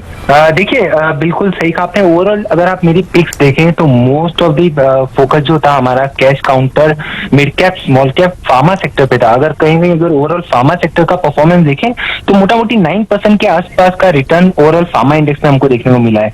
और मेरी स्टॉक सिलेक्शन की जो पिक्स थी वो इसी सेक्टर में से थी, मोस्ट ऑफ द पिक्स। अभी अगर हम बाजार की बात करें तो निफ्टी एंड बैंक निफ्टी दोनों ही इंडेक्स में कंसोलिडेशन देख रहे हैं। इनफैक्ट बैंक निफ्टी थोड़ा अंडर परफॉर्म कर रहा है, थोड़ी सी वीकनेस वहां पे ज्यादा दिख रही है। तो मेरी सलाह ये होगी कि वहां पे जब तक कन्विक्शन नहीं आता है, एक ब्रेकआउट अवेटेड है 22,700 का लेवल मैं देख रहा हूँ, जब तक वो लेवल नहीं निकलते बैंक निफ्टी में तब तक वहां पे लॉन्ग्स अवॉइड करने चाहिए। एंड निफ्टी में डेफिनेटली एक बहुत ही बेहतरीन पैटर्न बनता हुआ दिख रहा है लोअर लेवल से, तो यहाँ पे आउट परफॉर्मेंस की संभावना दिखती है। और जहां तक स्टॉक्स की बात करें तो दो स्टॉक्स मुझे काफी बेटर लगते हैं। एक स्टॉक जो मैंने आज ही रेकमेंड किया था आज के शो में, जो था M&M। महिंद्रा एंड महिंद्रा में आज के सेशन में फ्रेश ब्रेकआउट आया है। इनफैक्ट जो गिरावट हमने बाजार में देखी थी उसके बावजूद यहाँ पे आउट परफॉर्मेंस हमको देखने को मिला है। तो यहाँ पे ऑन द हायर साइड 700 तक का लेवल हम आने वाले समय में देख सकते हैं। 630 का स्टॉप लॉस मेंटेन करना होगा। दूसरा रेकमेंडेशन है IRCTC। IRCTC में देखिए काफी समय से कंसोलिडेशन फेज चल रहा है। आज के मूव के बाद ऐसा लग रहा है यहाँ पे भी एक अच्छी खासी रैली हमको देखने को मिल सकती है। 1450 1470 तक की अपसाइड की संभावना है। 1370 का यहाँ पे स्टॉप लॉस मेंटेन करना होगा। जी नीलेश जी हमारे साथ जुड़ने के लिए आपका बहुत बहुत धन्यवाद और एक बार बहुत अच्छी मुबारकबाद, आपने इतने स्टॉक ट्रेड्स हमारे साथ शेयर किए। चलिए समय समाप्त हो चुका है आखिरी सौदा का, इस शो को यहीं समेटते हैं और जाते जाते आपको मिलवाते हैं मनीषा जी से, जो कि आगे का ब्यौरा आपको सुनाएंगी कमोडिटी कॉल में। जी शैल, काफी तेजी हमने यहाँ पर कच्चे तेल में इस हफ्ते में बनते हुए देखी है, करीबन 10% की बढ़त के साथ, तो 40 के ऊपर के स्तर यहाँ पर फिर से वापस है। मेटल्स ने काफी अच्छा प्रदर्शन दिया एंड आई एम अज्यूमिंग आपके मेटल स्टॉक्स ने भी अच्छा किया होगा। हिंदुस्तान जिंक में देख रही थी बहुत बेहतर नहीं था, लेकिन जिंक के प्राइसेस अगर हम देखें तो इस हफ्ते में करीबन 2.5% की वहां पर तेजी थी। लेकिन इस ब्रेक के बाद आपको बताएंगे कि किन कमोडिटीज में आपको अब यहाँ पर आज के लिए और अगले हफ्ते के लिए कारोबार करना चाहिए।